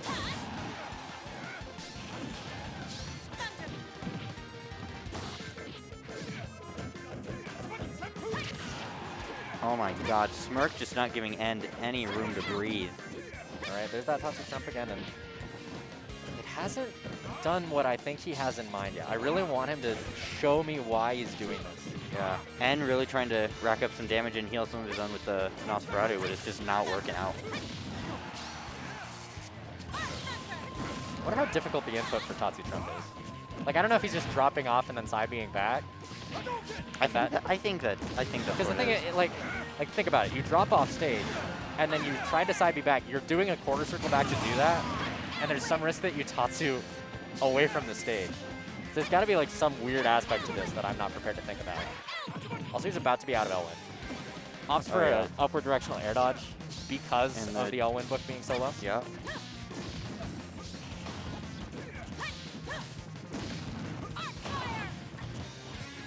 And actually, oh my god. He was definitely trying to Z-catch the book. And because of the positioning of the book, it actually turned into an air dodge rather than catching it. That just gave Smirk this entire, I was about to say, oh my god. Oh my. This entire circumstance of advantage that leads into the Shoryu that does it, but then the Shoryu didn't do it, but then it didn't matter because the Shoryu just did it. Oh my lord. Every time you speak, someone dies. Yeah, exactly. I just have a stock is taken. The speech of death here. Every time you think you're right about something, the player is wrong about you being right. That's amazing. They will prove you wrong immediately. Exactly. At this point, Smirk's just playing with food. Oh yeah. Just, hey, commentator, screw you. You don't get to be correct in your assessments. I will interrupt any and all attempted discourse on your part. So anyways, game 3. I don't know, I blacked out for like a minute and a half there. Are we only just starting game 3? I thought game 2, okay. Did one of them like go to the bathroom? Sorry. Oh no, I kind of like zoned out and all of a sudden we're in game 3. There's a number 2 next to the Ken stock icon. I don't know what that's about. You know, N didn't get to cheat with Robin today, like at all. Like I think he did some stuff to Rydra, but it wasn't really cheating in any way. I'm kind of disappointed. That said, I don't think he really got any sets on stage. He probably cheated against Robin and we just didn't get to see it. Who knows? And Oh my god, the runaway was so perfect, and then you just kind of overextended how far you went. And Smirk just ended the Tatsu. Just like, oh, no. I'm not where you think I am. What do you think? This is Ike's side B? Ooh, I think he tried to grab the sword with air dodge, but missed. I mean, this is the kind of warpath we've come to expect out of Smirk. That's gonna kill. Yeah. At this point, the onus is on N to really take the Ooh, game. I love I canceling like that. focus with the multi-hit nature of down smash. And this is capitalizes on the resulting side B advantage into- state. That's exactly what we need to be seeing. Yup. But, Arc fire back I mean, air gonna quickly it's- even up the stocks. It's possible this kind of adaptation is a little too late. No. We've Yeah. got good damage, we've got good neutral. I don't know I don't why know. Smirk short Yeah, used what it. was that sure you about? Dan's gonna really need a significant, just like second wind if he wants to bring back this set in an anniversary of that. That's a good way to start it, but Ooh, missed okay, the up no, no, no. smash. that wasn't N missing. That was Smirk SDIing. I That's promise true. you. Like, N has complained to me before about, like, I literally, he shows up, being this Robin, meets Smirk, and then he's like, why do you know Robin so well? And Smirk has just played the entire first 2 years of this game significantly against the Babe, aka Sky BTA, the other, like, prominent Robin of Colorado before that guy showed up. And so Smirk just, like, labs this kind of thing. He's fully aware of just how susceptible Robin is to SDI canceling a lot of what would otherwise be some very cheaty looking gameplay. Oh yeah. And Oh finally wow. actually being a very high hit of down smash to close things Catching out. catching the jump in.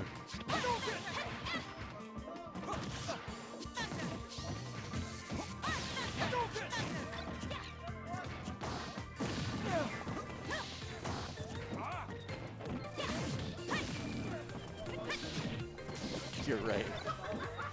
I'm hearing people talk about N versus Smirk off of stream. Smirk just says it's because Smirk is the Robin killer. And somebody, I don't know if Legacy's disagreeing with him, but I'm just like, he's right. Yeah, He's correct. He's kind of right. He's right. Okay, good. Good.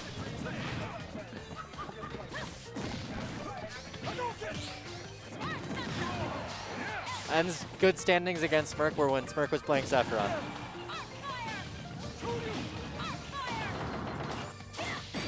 Oh wow. Why?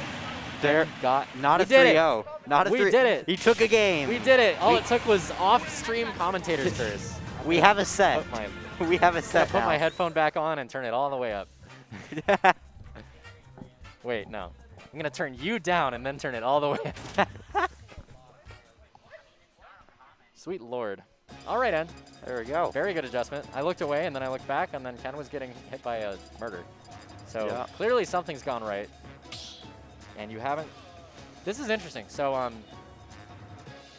N has left Final Destination open. I firmly believe that both of these players feel as though they are getting away with something when somebody allows them to go Final Destination. N has told me, I don't understand why like Acid keeps taking me. People need to stop letting me go to Final Destination. I don't talk with Smirk a whole lot. No, we have no reason to carpool or anything. But I imagine it would be a similar circumstance where he's like, yeah, nobody can land, and I can just kind of combo people and not worry about platforms. You know, these ceilings are really nice for me. Oh yeah. You know, as long as you're Giving Ken a just a completely flat stage to do his combos. absolutely. Like he has no platforms to worry about catching landings. There we go. All right, that's not going to There, good focus. cancel the focus because it's a And multi-hit. the kick. And now, I mean, Smirk has what? I I think that was that could have been like an attempt at like a Tatsu Trump or something like that, and you just got like a very quick could have Z been. input, potentially. I would be astonished if that was deliberate and he's just like, yeah, I'm just going to air dodge in right now. I mean, tell me I'm wrong. Love to know. All right, and rolling, there and it is. yeah, Gonna Ken get caught by the short. on reaction can really just delete you for that Oh yeah. seamlessly. Mm-hmm. 15% already, just hitting a focus. And now, not actually getting the roundhouse. Potentially deliberate SDI on N's part to get the hell out of there. And I was actually surprised to see Smirk spend his jump there to get back on ledge There, against the Dark Fighters. that was nice, baiting the focus attack, making Smirk think that he was going to do an up air. Yep. Killing the And, Thoron. I mean, a Thoron-based bread and butter to even up the percentages and get yourself a major advantage state. Oh, we didn't have Didn't 11. have access to 11, so not going to get the spike out of that down air. I mean, that would have been a 0 to death for N to just, you know, commandingly, you know, force his name into this set.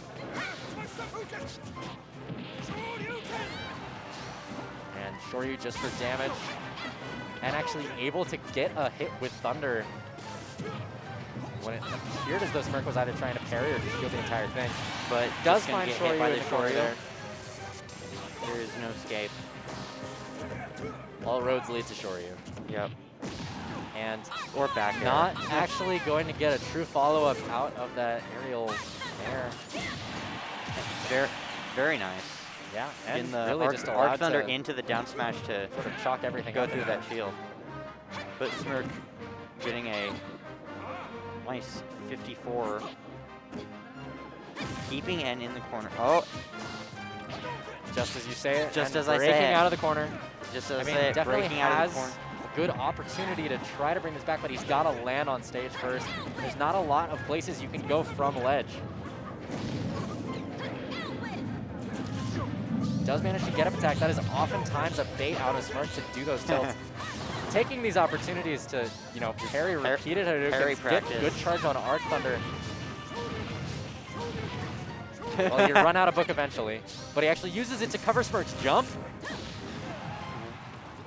I mean, N just never saying die here. Gets the air dodge that he There we wants, go. but doesn't actually commit to a hard punish option. Just a And the roll. Thoron, not gonna kill though. Oh, with the down smash. Back hit of down smash. You know, any actual sword hit is going to be much better for you there. And same circumstances before, but Smirk now opting to use Tatsu to reach ledge. I like that change up.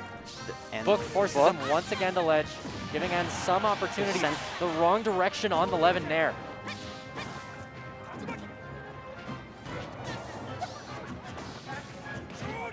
Oh, you're dead. And yeah, Yeah, Smirk, I mean, he's got the game to work with, so he just kind of, you know, was N dead there? puts if, all of his money on red and says, do it. If Smirk hit the Shoryu, because that wasn't the heavy Shoryu. Oh, he was gone.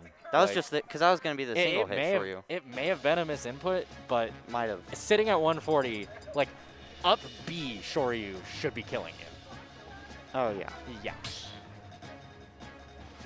Going back to PS2. And Game 5. kind of bringing it- shockingly bringing it forcing back. a game 5, you know, following how we Following- saw game 3 going. And just reached this kind of point of inflection. Yeah. And if you're Shu, you're watching right now and you're like, let's go, N, get the reverse 3-0. Go N. I just beat you. I haven't beat Smirk in a while. I sent you to losers. Now gatekeep. Yes. Come on, N. Don't you want the second place money? Do it. I don't want the second place money. I want the first. All right, There we go. now this is the point where I think we see a significant adjustment out of Smirk. I don't know if he just stops trying to implement some of this newer stuff that we've been seeing out of him. But, I mean, last week, Grand Finals, we saw N just take the weirdest game 1, follow up with getting the reset 3-0, and then Smirk just, like, started punching left instead or something. And it completely changed massively in his favor for a swift 3-0. I don't know how you can shift gears that intentionally. Oh, Smirk definitely has it in him. However, very nice. I mean, N clearly has shifted gears since games 2, 3, and 4. Taking the first stock. And that's actually really interesting. That N's platform or legend vulnerability is going to be reset by getting hit by Smirk's tilt in the way that he did. But he opted to do it from very far away in a way that wouldn't be a concern for a confirm into something. Oh, wow. Also getting Nosferatu. We're approaching a lap. And in another percent. Nosferatu. We're exactly like lapped in percent now. No. Ken obviously has access to very early kills, very menacing shield pressure and shield breaks. This will be a regrab. Twice, actually. Smirk not able to find a kill out of it, and unable to find the Pokeball. This is a massive adjustment. Like, even just from the 2 games that N won, this Just is significantly more, just spiraling in his favor. And the Nair into back air sending N off stage. And, I mean, But Smirk N- going for the chase down, but still Yeah, needing a shield. Getting punished by the And Gentleman Jab will Gentleman kill. gonna kill. And with a 3-stock lead Wow. against Smirk, if you told me this was coming game 5, after watching any of the previous games, I would not believe you. And the miss, And also the missed able to- Shoryu gonna get punished by the Yeah. down smash. That looked as though N was SDIing away from that and managed to get himself out of that confirm. N got 3 stock, N got 2 stocks twice in a row and immediately turned it around. Yeah, now Smirk, Like forcing Smirk a is game struggling 5. so much to find this kill. Oh He's yeah, already up to 60. like just unable to find an opening. And he doesn't have access to, like, Nosferatu to heal the way that N does. Oh yeah, Like, N can. you need to take the stock and you need to never get hit again. No, yeah, like N has conditioned Smirk to shield, and N can definitely go in with like an empty hop Nosferatu, and that getting shield is getting looking that shield incredibly very low. low. Gonna throwing out some Hadokens Once to again, these parries. And this time he's actually charged the entirety of Thoron. That is a great way to cover somebody landing with focus later on. Oh, But he yes. needs to retain the stock in order to retain the charge. The Book of Elwind actually Oh my just God. dropped and won't have access to that immediately for his recovery. Air dodging the ledge. and the Thoron. Not gonna kill But, just I yet. mean, this is already this very is very nice much for N. 3-stock territory. The falling Thunderbook actually forcing And there it is, Smirk and to the shield down smash. for so long, and ultimately end reverse smash. 3-0ing. Wow. Poking with and down ending smash. game 5 with a 3-stock nonetheless. That was That was a hell of a leaps set. and bounds different from anything I've seen That- from N in the past year. That was a And that now- was a set and a half. And we Incredible. got coming in. Is this Shu N Grands? Shu and Grands. Shu N Grands. And The run back. I mean, if I'm Shu, part of me is like, how do I follow that? The other part of me is Oh like, yeah. you know what? Like N is Let's close in this the out. groove after that set. Yeah. Like N found what he was looking for. I think, you know, given just the amount of awake N just showed us, we could be very much in reset territory. Oh yeah. Uh-huh.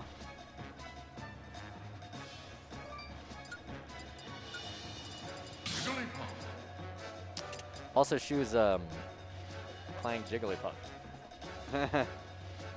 Shu, I want to go home.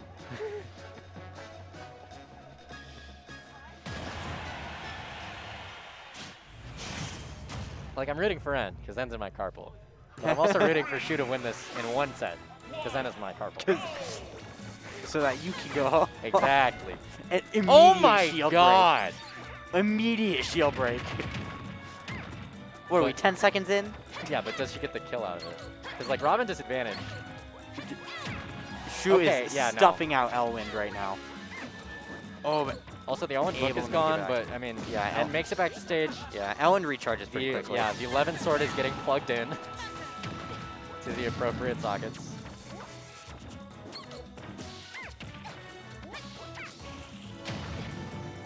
But I mean, I would never want to be Robin in disadvantage against Jigglypuff because the character could just create such an annoying obstacle for a expendable recovery that runs out.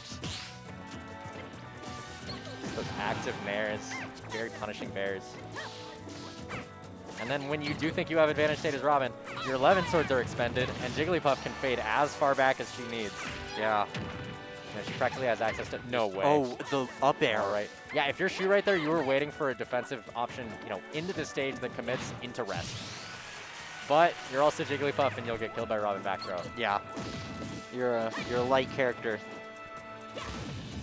You got combos, but you also die early. Exactly. You're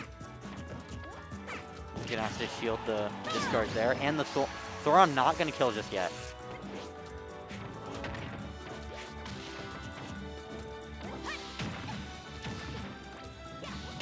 I mean, given the start of this game, I'm astonished by just how even we are. Also, I love how Robin's arc fire sound got it like very diminished by her being in the magnifying glass. Oh yeah. And Shu actually catching Book with her landing, allowing N to just get a gentleman jab. Nice quick stop. There we are. And now Shu has to be the one fiending to close this out. And a lot of her best options to close out a stock either require many, many steps of catching you off stage and edge guarding you, or they're very committal. Or both, because, I mean, when you go that low and Robin has the opportunity to just down it. Nice, It's nice menacing. tech. Elwind is out right now, but and just takes center stage, has plenty of time to recharge. And that was brilliant. Parrying the Yeah. landing there into a forward air. Exactly. Nice tech from hitting Ooh. both Elwinds. Yeah, not often that you'll see that.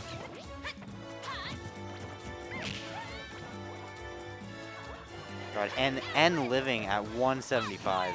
Yeah, I mean, And to the Goodbye. Thoron. leave Wow. the building. Arcfire Thoron just Yeah. gonna completely take out Shu. It's very strange because Jigglypuff is the kill you at 40 or can't kill you until 190 kind of character. You know, you really do need a multi-step edge guard for this to work out well. Yeah.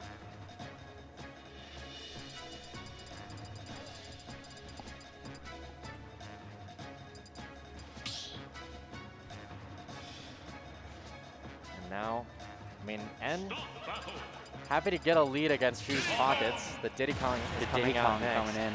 That said, I mean, you've got to get the reset first. Get the reset, then Shu will switch to ZSS. I can only imagine, yes. And I've said it 1,000 times, N is no stranger to the Diddy matchup. Good out-of-state results against Diddy. Shu just did that. Okay. And taunted. Did you know that if you hit Diddy out of barrels, they cry and go home? Do it again.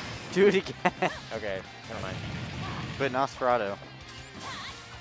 And a little Tried bit of to- an overcommitment to Shu's defensive landing. tried not to getting read the the exact rolling. positioning that you wanted. Don't you just love it when your players have reverse pronouns of the characters they play? It's great. It's so great.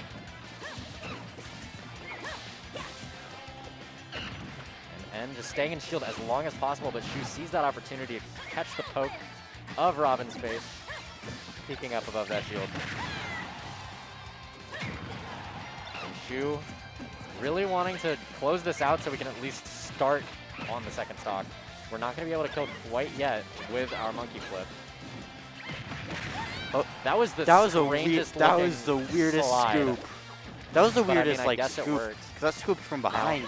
And having access to banana, but that also It's gonna means throw that out N the does not banana. have access to Up smash. strong 11 aerials.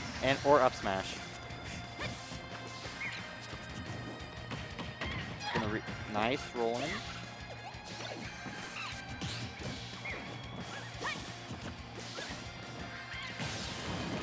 Oh. And Gentleman Ja- Jab will yeah. close it out. And up a full stock, only at 15. Yeah. At that point, I mean, if you're N N is in a with good this much spot. of a lead, you can pretty much just allow the game to progress out how it's going to. Yeah, can definitely take a trade off stage, hitting Yeah. Diddy out of barrels. Shu is going to be needing to make some plays if she wants to tie this up. Yeah, and out of 11 though.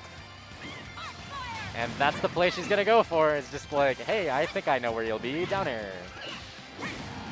And punished once again for it. And the flipping right and the into L the L Thunder. Thunder.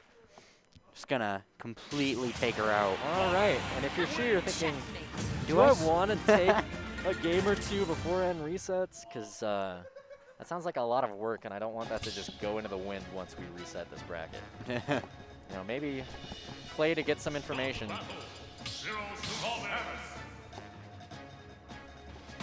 His Zero Suit is coming out.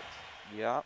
If she really wants to reverse 3-0 this with Zero Suit, just to prove that she can, I'll be She- astonished.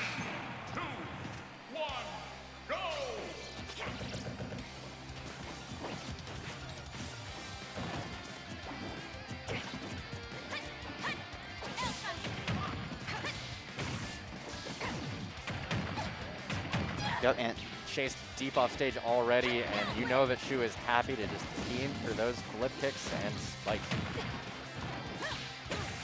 yup. And the flip kick just gonna keeping N off stage. Does not and down smash roll and read. Precisely, and when you talk about just how exploitable Robin's disadvantage they can be, that is There just you go. Exhibit That A is followed your by proof. Exhibit B.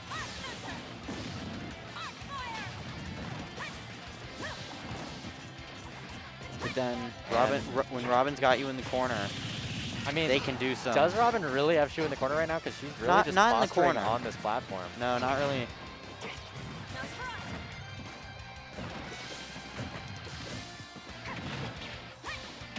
Oh, went for the back And- throw flip kick.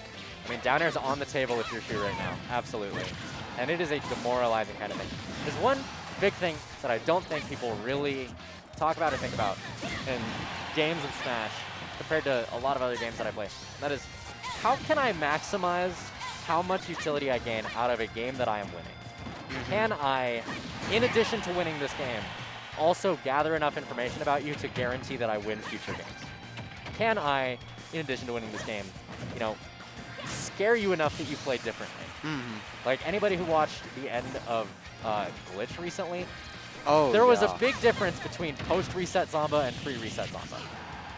No, yeah, like immediately after that reset, Zamba just kind of completely shut down. Exactly. And that is the kind of thing, if you are winning this game right now and you're Shu, you're committing, I have to win the other 2 sets or that win didn't matter. So can I at least gather some good information, condition you to do something later on, you know, find a good win condition to get me this tournament and get me this bag. That was a very nice play from N. The Zair collided with the Arc Thunder, but then N had still parried the Zair. That is pretty cool. Is that the Elwyn hook that just hit? I don't know, but don't it know, resulted in a buried some Robin hit and too. a last stock situation. That said, I mean, N has leeway. Yeah. N has, And- you know, plenty of buffer space behind them. Oh my lord. Beefy up B out of Shu to break out of the corner very menacingly, putting N all the way up to 43 already. And now, the pace of the game changes. Because Shu goes, you know, we're in this range right now, where I could hit you a lot, or I could hit you with a confirm in the flip kick, and then this can be over. So Oh, yeah, do I they are- want to they commit are- to massive damage, or do I want to look for this nair? Oh yeah. Shu. Or this down air? Or this the flip flip kick. Yep. Wow, you just died. You died. I did not think that would kill. Hey, especially bouncing off the stage. Surprising to see.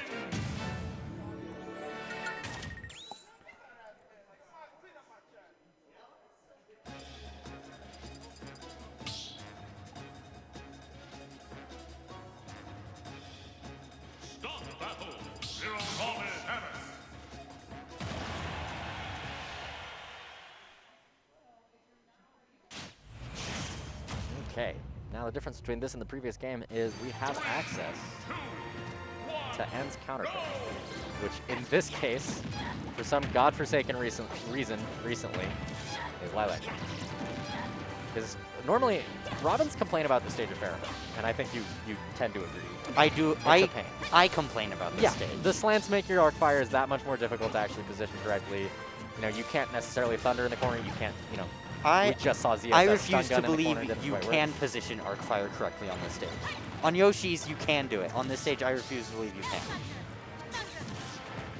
I mean, it's a pretty like lenient move as far as just how many options you have for position. Oh, So yeah. I imagine Yeah. that said the platforms probably make it a little bit of a hassle if you're trying to do it for ledge traffic. So far, counterpick's going in Shu's favor massively. And she seems much more equipped to deal with these Back- platforms and oh, use them to wow. extend her combos. Yeah, And back then there, can back there. And the just, Okay. wow. Can you just like end this in a downer? We just- can go game just- 5. Like we can just go game 5. just like back throw down air. I'm not gonna stop you. I wanna go get food. At some point, commentator stops caring about the commentary and wants the set to and wants the set I'd to like be over. food. I would like food. I would like to go What if I home. like food? There we go. Okay, Down brilliantly smash. caught out by N. Shu sitting at 2 stocks.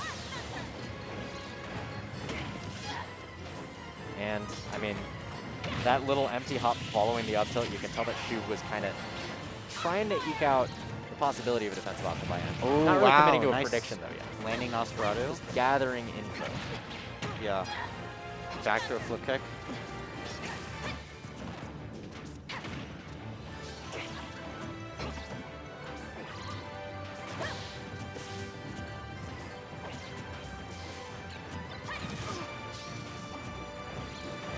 Now N still holding on quite well. We've got like a decent amount of trades in both directions.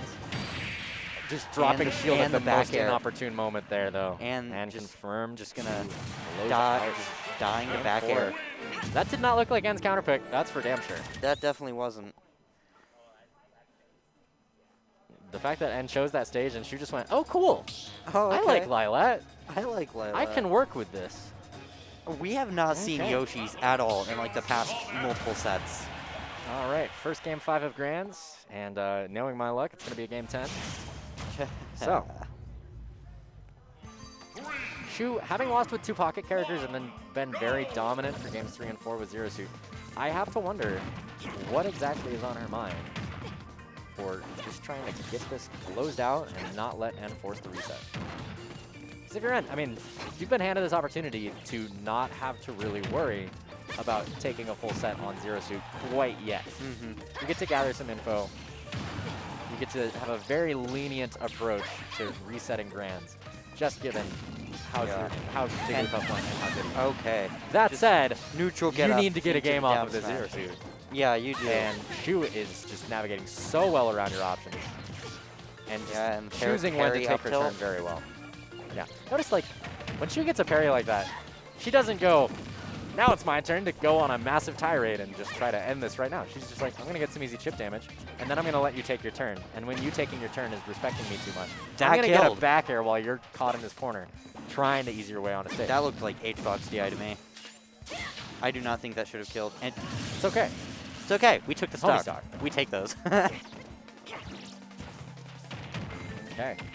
I mean, N sitting on his last stock, and Shu, like, at some point, it is obligatory that I mention, obviously Nair Flip Kick is on the table, but also just Robin disadvantage allowing Zero Suit to down air is on the table. And that's terrifying. She's about to do it at the ledge here as a Yep, there it two-frame is. option. She was ready Yeah. for it. She was preparing. It is there as a hard commitment, let me wager my stock on this.